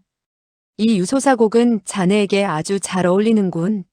마음과 정이 융합하여 이 곡의 이치를 깊이 깨닫게 되고 틀림없이 과거의 일을 회상했을 것이다. 그런데 갑자기 복건 지방의 노래가 그 곡조에서 나오니 실로 의아하게 생각된다. 무슨 연유인가? 영호충의 성격은 본래 호방했다. 노파가 20여일 동안 자기에게 극진히 대해주었음을 느끼고 참지 못해 자기와 악영상과의 관계를 다 이야기해 주었다. 말을 다 하고 나자 심히 부끄러웠다. 할머니, 제자의 진정한 마음을 말씀드렸습니다. 쓸데없이 한참 동안 떠들었군요. 정말로, 정말로. 노파는 가볍게 탄식하고 말했다. 인연이라는 것은 억지로 구해서 되는 것이 아니다. 옛사람들은 이렇게 말했다. 각기 자기의 인연이 있으니 부러워하지 말라. 영우충, 자네는 오늘날 비록 시리에 빠져 있지만 훗날 좋은 인연이 있을 걸세. 영우충은 큰 소리로 말했다. 제자는 앞으로 며칠을 더 살지도 모르는데 가정을 이룬다는 것은 영원히 있을 수 없는 일이겠지요. 노파는 더 이상 말을 하지 않았다. 검은고 소리가 가볍게 들려왔다. 곡조는 바로 청심보선주였다. 영우충은 잠시 듣다가 잠이 들려 했다. 노파는 검은고를 멈추고 말했다. 나는 지금부터 이 곡을 자네에게 전수해주겠다. 아마 10일 정도면 이 곡을 배울 수 있을 것이다. 앞으로 이것을 연주하면 때때로 공력이 다 회복되지는 않더라도 어느 정도 나아질 것이다. 영호충이 대답했다. 예. 노파는 즉시 악보의 손놀림을 전수해 주었고 영호충은 열심히 기억했다. 이렇게 나흘 동안 배웠다. 5일째 되는 날 영호충이 검은고를 배우러 가는데 노동약이 헐레벌떡 뛰어오며 말했다. 대사형, 사부님의 분부이십니다. 우리는 내일 떠난다고 합니다. 영호충은 깜짝 놀라 말했다. 내일이면 간다고? 나는. 영호충은 나는 아직 그 곡을 다 배우지도 않았는데 하고 말하고 싶었으나 끝내 그 말을 하지 못했다. 노동약이 말했다. 사모님께서 짐을 정리하라고 하십니다. 내일 아침에 길을 떠난답니다. 영호충은 대답을 하고 빠른 걸음으로 녹죽소사에 도착해서 노파에게 말했다. 제자는 내일 떠나야만 합니다. 노파는 깜짝 놀라 한참 동안 말을 안 터니 가볍게 말했다. 그렇게 급하게 가다니 자넨 이 곡을 아직 다 배우지도 않았는데. 영호충은 말했다. 제자도 그렇게 생각합니다. 단지 사부님의 명령을 어기기가 못합니다. 더욱이 우리는 타향에 와 있고 다른 사람 집에 오래 머무를 수 없는 입장입니다. 노파가 말했다. 하긴 그렇군. 그녀는 어제와 다름없이 그에게 곡을 전수해 주었다. 영호충은 노파에게 며칠간 배우면서도 얼굴은 보지 못했지만 검은고를 탈 때와 말할 때 그녀가 자기에게 관심을 두고 염려하고 있으며 친형제와 다름없이 대해준다는 것을 알았다. 단지 그녀의 성격이 담백하여 어쩌다가 한마디 관심 있는 말을 하면 바로 다른 말로 돌리고 자기 뜻을 밝히려 하지 않는 것 같았다. 이 세상에서 영호충에게 관심을 갖는 사람은 애당초 악불군 부부와 악영산, 육후와 네 사람이었다. 지금 육후와는 이미 죽었고 악영산은 전심전력으로 임평지에게 마음을 두고 있으며 사부님과 사모님은 자기에게 의심을 품고 있으니 진정 친한 사람은 바로 녹주공과 이노파 두 사람이라고 생각되었다. 그날 그는 몇 번이고 녹주공에게 말을 하고 싶었다. 이 작은 골목에 머물면서 음악도 배우고 대나무 짜는 기술을 배워 화산파에 돌아가지 않고 지내고 싶다는 말을 하려 했으나 악영산의 그림자가 시종 자기에게 그런 말을 할 수 없게 만들었다. 그는 생각했다. 소사매가 나를 아는 채도 안 하고 쳐다보지도 않는다고 해도 날마다 그녀를 쳐다볼 수만 있다면, 그녀의 뒷모습이라도 볼 수 있다면, 그녀의 목소리라도 들을 수 있다면 나는 만족한다. 그녀가 나에게 아는 채를 하든 안 하든 무슨 상관이 있겠는가? 그는 녹주공과 노파에게 깊은 정을 느끼고 있었다. 그 할머니가 묵고 있는 뜰 앞에 내려가 무릎을 꿇고 절을 했다. 대나무발 안에서 노파도 무릎을 꿇고 맞절을 하는 것 같았다. 그녀의 말소리가 들려왔다. 내가 비록 자네에게 검은고 타는 기법을 가르쳤지만 그것은 자네가 나에게 이 곡을 선물한 데 대한 보답인데 자네는 어찌 그런 큰 예로서 나를 대하는가? 영호충은 말했다. 오늘 떠나면 어느 날 어느 때 다시 두 분을 볼 수 있겠습니까? 영호충은 가르침을 받았으니 죽지 않는다면 다시 낙양에 와서 할머님과 주공을 방문하겠습니다.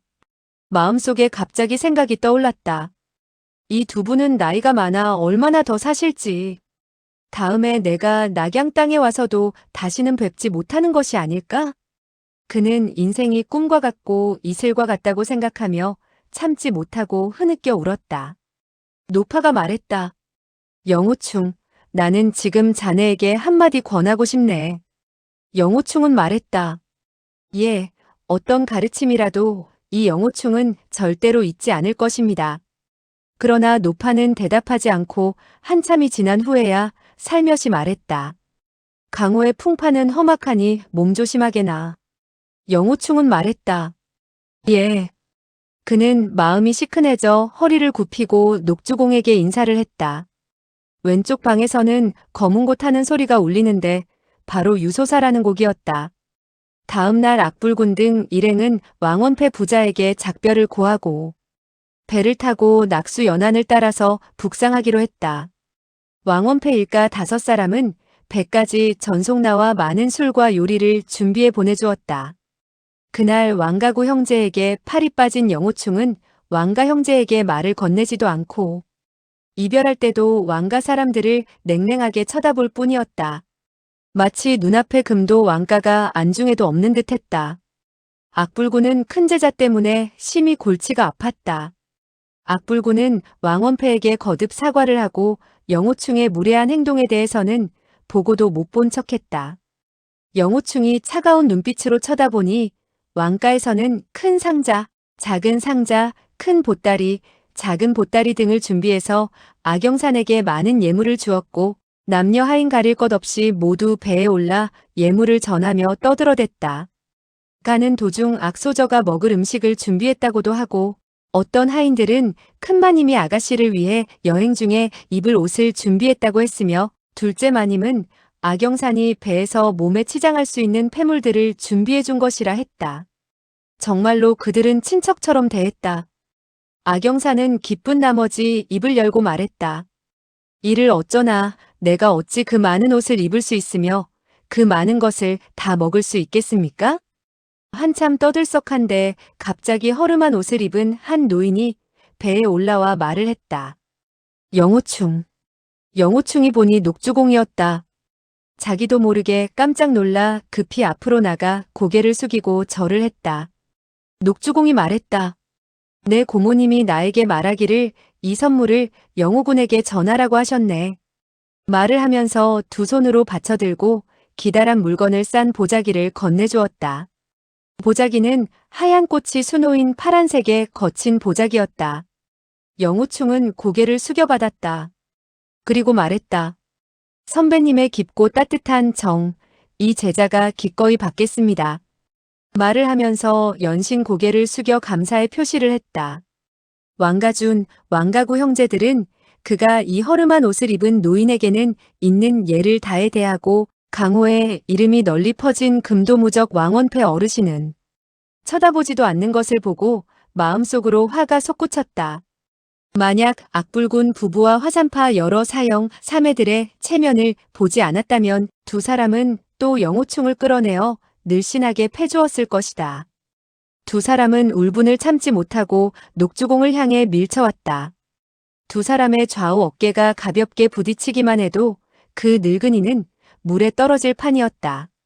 비록 강가라 물이 깊지 않아 물에 떨어져도 죽지는 않는다 할지라도 그런 행위는 영호충의 체면을 크게 손상시키는 셈이었다. 영호충은 그것을 보고 급히 말했다. 조심하십시오. 막 손을 내밀어 두 사람을 잡으려고 했으나 갑자기 자기의 공력이 전부 소실되었음을 깨달았다. 왕씨 형제를 잡지 못할 뿐더러 설령 잡았다 하더라도 아무런 소용이 없을 터였다.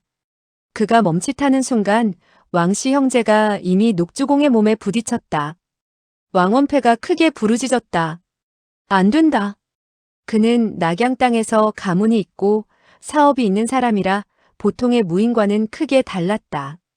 자기 두 손자가 젊은 혈기에 이 늙은이를 단숨에 부딪혀 죽인다면 관청의 추궁을 당할 것이고 그 뒤의 일은 수습하기가 어려울 것이었다. 그러나 그는 선창에서 악불군과 말을 하고 있던 참이라 손을 써서 저지하기에는 너무 늦었다. 탁 하는 소리가 나면서 두 형제의 어깨가 녹주공을 쳤다. 눈 깜짝할 사이에 두 개의 그림자가 허공으로 떠올랐다. 텀벙 하는 소리를 내며 왕씨 형제는 각기 좌측과 우측 물속으로 떨어졌다. 그 늙은이는 마치 공기가 부풀어 오른 공처럼 왕씨 형제가 부딪히자 반탄력으로 튕겨 내버렸던 것이다. 그리고 아무 일도 없었다는 듯 느릿느릿 한 걸음 한 걸음 발판을 지나 언덕을 올라가고 있었다. 왕씨 형제가 물에 떨어지자 배는 삽시간에 큰 혼란에 빠졌다. 곧바로 두 명의 선원이 물에 뛰어들어 두 사람을 건져 올렸다. 이때는 이른 봄이라 이미 얼음이 풀렸다 해도 여전히 물이 차가웠다. 왕씨 형제는 이미 몇 모금의 강물을 마신 뒤였다. 그래서 두 사람의 이빨이 부들부들 떨렸고 몰골이 처참하기 이를 데 없었다. 왕원패는 그 광경을 보고 깜짝 놀랐다. 두 형제의 네 팔뚝은 모두 어깨관절과 팔꿈치 관절이 탈골되어 있어 마치 두 사람이 영호충의 팔뚝을 꺾어 놓았던 광경과 똑같았다. 두 사람은 쉬지 않고 욕을 해댔다. 두 사람의 양쪽 어깨는 축 늘어져 마치 버드나무 가지 같았다. 왕중강은 두 아들이 처참한 꼴을 당하자 몸을 날려 올라오더니 녹주공의 면전에 뛰어들어 그의 길을 막았다. 녹주공은 여전히 활처럼 허리를 구부리고 꼽추 모양을 한 채 고개를 숙이고 천천히 걸어왔다. 왕중강이 폭언을 하며 물었다. 어디에 누구시오? 이 낙양 땅 왕가에 시비를 걸다니. 녹주공은 그 말을 들은 척도 하지 않고 계속 앞으로 나아갔다. 천천히 왕중강의 몸에 다가섰다. 배에 있던 많은 사람의 눈길이 두 사람에게 쏠렸다. 녹주공은 한 걸음 한 걸음 앞으로 나아가고 왕중강은 살짝 두 팔을 들어 길 한가운데를 막았다.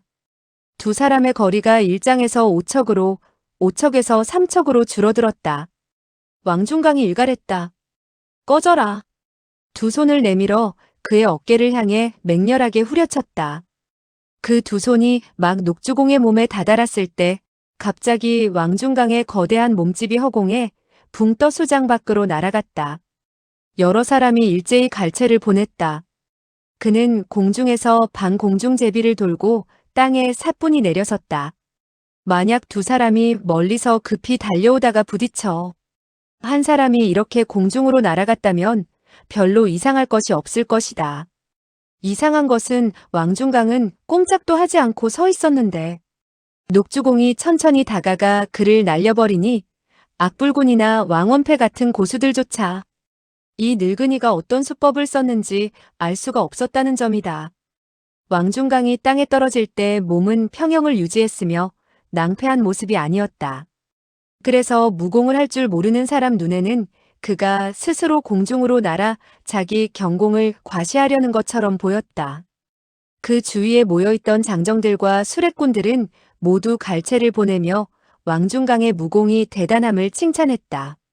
왕원패는 처음에 녹주공이 아무런 기척도 없이 두 손자의 관절을 탈골시키자 이미 놀라움을 금치 못하고 있었다. 자기도 그러한 기법을 쓸 수 있으나 맹렬한 자세가 필요한데 이 노인처럼 가볍고 신속하게 처리할 수는 없을 것 같았다. 게다가 자기 아들마저 공중에 튕겨 날아가니 놀라움뿐만 아니라 경탄마저 하고 있었다. 자기가 알기로 아들은 이미 자기 무공의 진수를 전수받아 일수단도의 사용에 있어 이미 안정되고 매서웠으며 발과 팔의 공력도 내공과 일치하여 자기가 젊었을 때보다 조금도 뒤떨어지지 않았는데 한 초수도 부딪히기 전에 상대에게 날아가 버린 것이었다. 그런 광경은 평생 보지도 못한 것이었고 눈앞에서 아들이 창피를 당하자 그는 손을 쓰려고 했다. 중강아, 이리 오너라.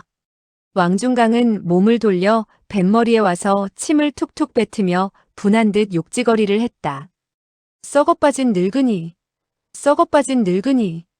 왕원패가 낮은 소리로 물었다. 몸은 좀 어떠하냐? 상처를 입었느냐? 왕중강은 고개를 좌우로 흔들었다. 왕원패는 자기 재주로 이 노인을 상대할 수 있을지 미지수였고 만약 악불군의 손을 빌려 이긴다 해도 그리 떳떳하지 못할 것이므로 아예 이 일을 거론하지 않고 모르는 척 넘어갔다. 녹주공이 천천히 멀어지자 왕원패는 생각했다. 저 노인은 영호충의 친구이다. 내 손자가 영호충의 팔을 꺾었다 해서 손자들의 두 팔을 꺾어놓음으로써 빚을 청산한 것이다. 이 낙양에서 영웅 칭호를 받는 사람인데 내가 늙어서 이런 꼴을 당해야 하는가? 두 대의 수레가 물에 젖은 두 소년을 태우고 돌아갔다. 왕원패는 악불군을 보며 말했다. 악선생, 저 사람의 내력을 아십니까? 이 늙은이가 눈이 어두워 고수를 알아보지 못했습니다. 악불군이 말했다. 충아, 저분은 누구냐? 영호충이 말했다. 그분이 바로 녹주공입니다. 왕원패와 악불군은 동시에 와 하고 소리를 질렀다.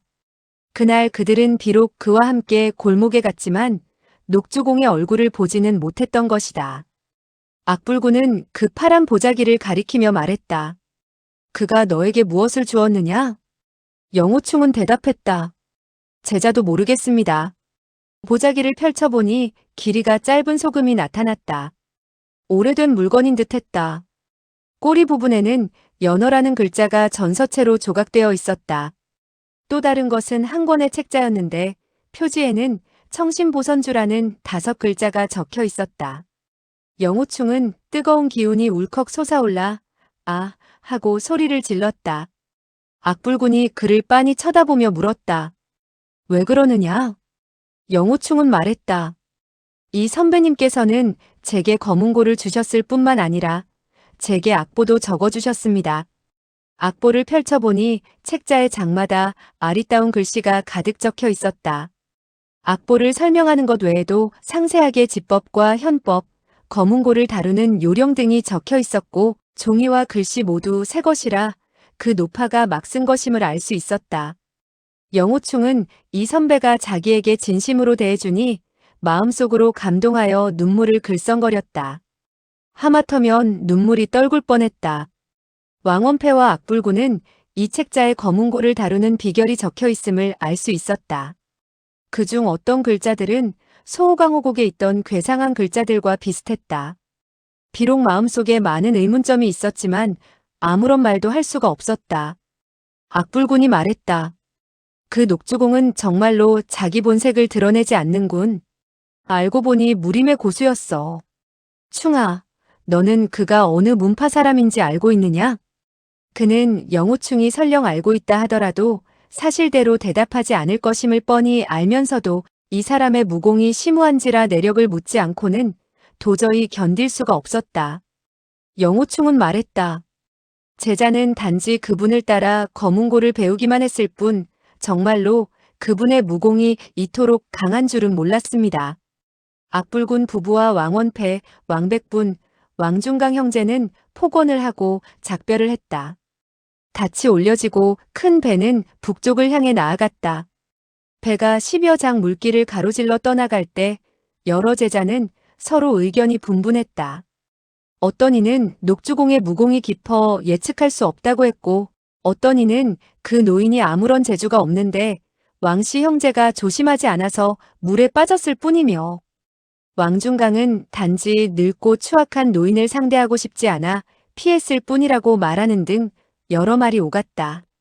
영호충은 배 뒤편에 앉아 그들의 말에 끼어들지 않고 혼자 악보를 펼쳐보며 책에서 지시한 대로 손가락을 움직여 따라했다. 사부님과 사모님께 시끄러움을 주지 않으려고 손가락만 움직였을 뿐 감히 소리를 내어 연주하지는 못했다. 악부인은 자기가 탄 배가 순풍을 타고 내달리자 녹주공의 괴이한 모습이 떠올라 마음속으로 여러 생각을 해보았다. 그녀가 뱃머리에 가서 앞을 내다보고 있는데 갑자기 남편의 목소리가 들려왔다. 당신이 보기에 그 녹주공은 어떤 문파 사람인 것 같소? 이 말은 마침 그녀가 남편에게 물어보려던 참이었다. 남편이 먼저 물어보았으나 악부인은 도리어 반문했다. 당신이 볼 때는 어떤 문파 사람인 것 같소? 악불군이 말했다. 그 노인은 내내 손도 움직이지 않고 발도 움직이지 않았는데 왕과 부자 세 사람을 그렇게 묵사발로 만들어 놓았으니 아마 정파무공은 아닐 것이요. 악부인이 말했다. 그러나 그는 충하와 매우 밀접한 관계인 모양입니다. 그리고 정말로 금도 왕가와 시비를 걸려는 것 같지는 않더군요. 악불군은 탄식을 하며 말했다. 그렇게 끝나기를 바랄 뿐이요. 그렇지 않으면 왕 어르신 평생의 명예에 좋지 않은 결과가 생길 것이요. 한참을 쉰 뒤 그는 다시 말했다. 우리는 비록 물길을 타고 가고 있지만 모두 조심해야 하오. 악부인이 말했다. 당신 뜻은 이 배에서 무슨 일이라도 생긴단 말이오? 악불군은 고개를 흔들며 말했다. 우리가 계속해서 감시를 받고 있는 게 아닌가 모르겠소. 도대체 그날 저녁 15명의 복면객이 무슨 일로 우리를 공격했는지 아직도 분명하지 않소. 우리는 밝은 데 있고 적들은 숨어 있으니 앞날이 그리 편치 못할 것이요. 그는 화산파의 장문을 맡은 이후로 이렇게 중대한 좌절을 겪어본 적이 없었다. 그는 앞날이 평탄하지 않을 것이라고 생각했다. 그런데 적이 도대체 누구이며 무슨 조직에 속해 있는지 손톱만큼도 알아낼 수가 없으니 더욱 불안했다. 그들 부부는 여러 제자에게 밤낮을 가리지 않고 엄중히 방비할 것을 당부했다. 그러나 배가 공연 부근에서 강 한가운데로 나온 후 동쪽을 향해 물길을 헤쳐나갔음에도 아무런 일도 발생하지 않았다. 여러 사람은 비로소 마음을 놓았다. 개봉에 곧 도착할 즈음 악불군 부부와 여러 제자는 개봉의 무림 인물들에 대해 논평을 했다. 악불군이 말했다. 개봉은 비록 큰 도시이나 무풍은 그리 대단하지 못하다. 예를 들어 화 노표두 해 노권사 예중 사명 같은 사람들은 무공과 명성이 그리 대단치 못하지. 우리는 이 개봉 땅에서 며칠 놀다가 가자. 그 사람들을 방문하는 것은 삼가고 그들에게 폐를 끼치지 말자. 악부인은 웃으며 말했다. 개봉부에는 크게 유명한 인물이 있는데 사형은 벌써 잊으셨어요? 악불군이 말했다. 크게 유능하다고? 당신이 말하는 사람이 누구시오? 악부인은 웃으면서 대답했다. 한 사람을 치료하면 한 사람을 죽이고 한 사람을 죽이면 한 사람을 살려내고 살려낸 사람과 죽인 사람의 수가 똑같아. 사람들이 말하기를 절대로 손해보지 않는 사람, 그 사람이 누구죠? 악불군은 미소를 지으며 말했다. 살인명의 평일지. 그 사람은 너무 유명한 사람이지. 그러나 그의 성질이 괴팍하여 우리가 방문한다 해도 만나준다고 보장할 수는 없지. 악부인이 말했다. 그렇기는 한데 충하가 내상이 있고 줄곧 치유하지 못했으니 우리가 이곳까지 온 김에 그 살인 명의를 찾아봐야 하지 않겠습니까? 악영사는 이상하게 생각하며 말했다. 어머니, 살인 명의가 누구입니까? 사람을 죽이는데 어찌 명의라 하십니까? 악부인은 웃으며 말했다. 이평 노 선생은 무림의 한 기인인데 의술이 고명하여 어떠한 중한 질병이나 상처라도 그가 치료해주겠다고 대답만 한다면 낫지 않는 병이 없단다. 그러나 그는 괴팍하고 괴이한 성격의 소유자란다. 그가 말하기를 이 세상에는 사람의 숫자가 정해져 있어서 조물주나 염라대왕의 마음속에 정해진 인원이 있으므로 만약 자기가 많은 사람을 치료해준다면 죽는 사람이 적어질 것이고 그렇게 되면 사는 사람이 너무 많고 죽는 사람이 너무 적어져 염라대왕에게 송구스럽단다. 그래서 자기가 죽은 다음 염라대왕이 상대를 안 해주고 전생의 죄를 심판하는 귀신이 자기를 못살게 굴까봐 걱정을 한단다. 자기가 죽으면 염라대왕이 가만두지 않을 거라고 하더구나. 여러 제자는 이야기를 듣고는 한바탕 웃어댔다. 악부인은 계속해서 말했다. 그러므로 그는 맹세를 했다더구나. 한 사람을 치료해서 구한다면 한 사람을 죽여서 그 숫자를 충당하겠다고. 또한 사람 하나를 죽이면 사람 하나를 살려 그 숫자를 보충하지. 듣건대 그가 살고 있는 처소에는 한 폭의 큰 글씨가 걸려 있는데 거기에는 한 사람을 살리면 한 사람을 죽이고 한 사람을 죽이면 한 사람을 살려내어 산 사람과 죽은 사람의 숫자가 같아야 하니 손해보는 짓은 절대로 하지 않는다라고 적혀 있단다.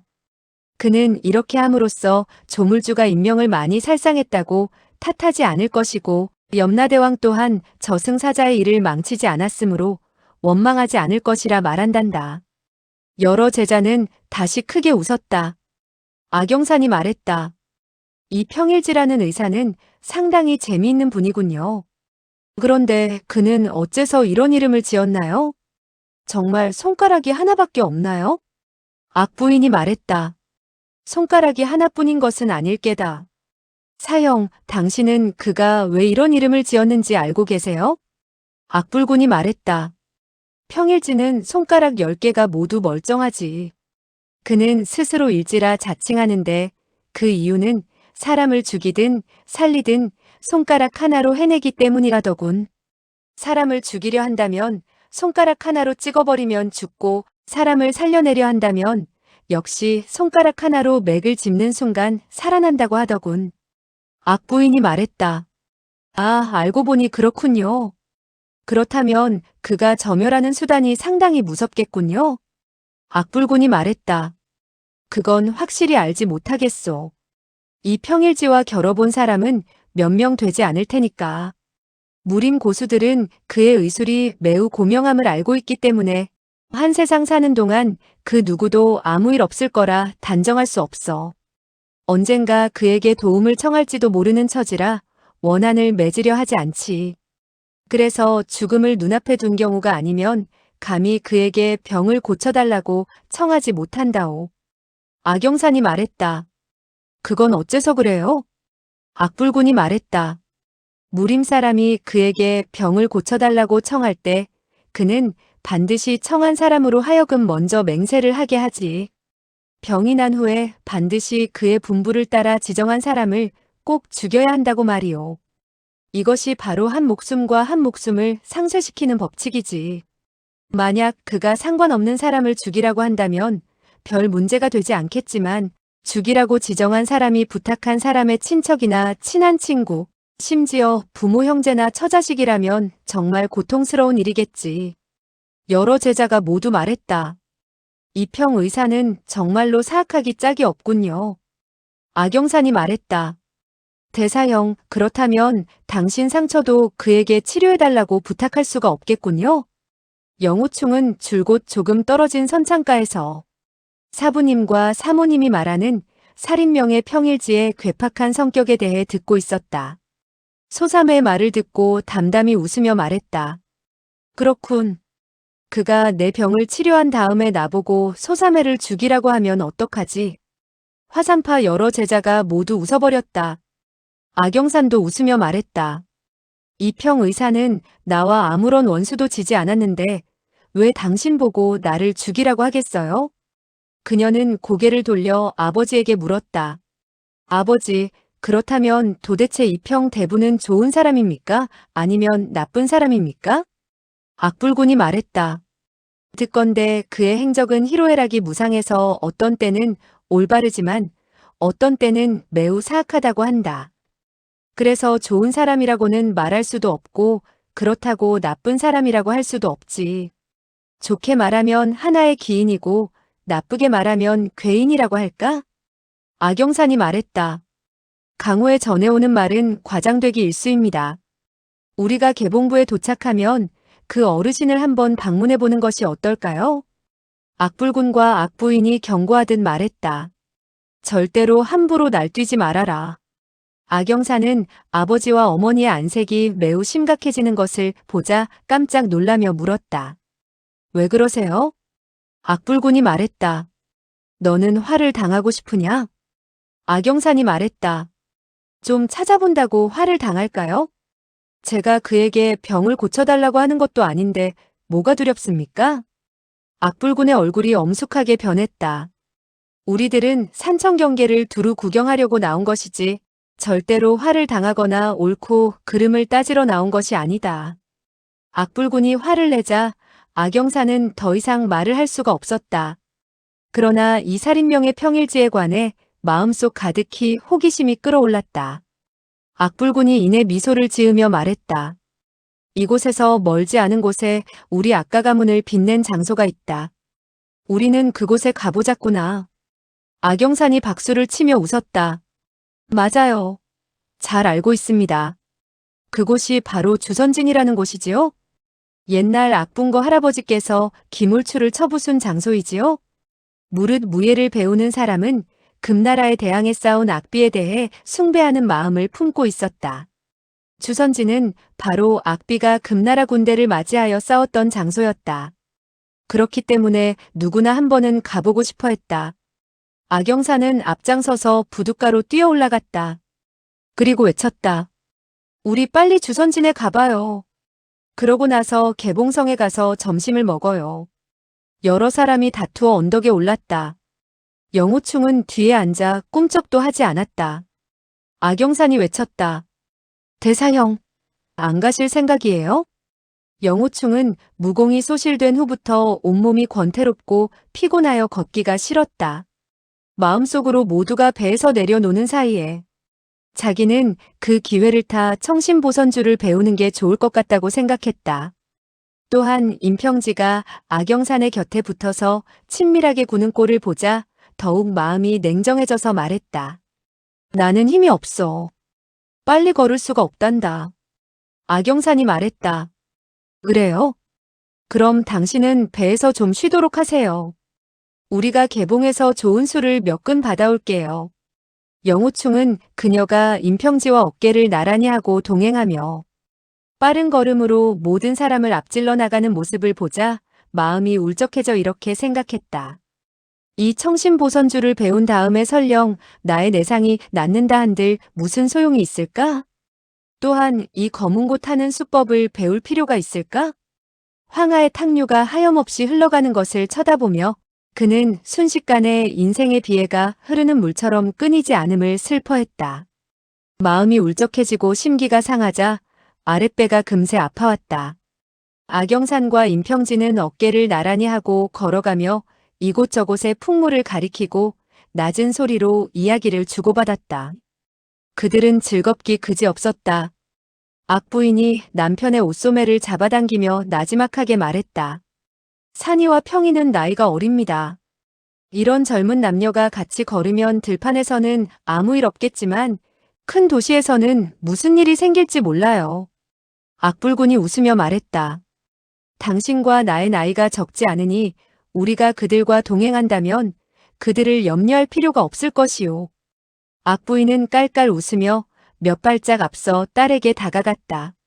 네 사람은 지나가는 행인에게 길을 물어가며 주선진을 향해 걸어갔다.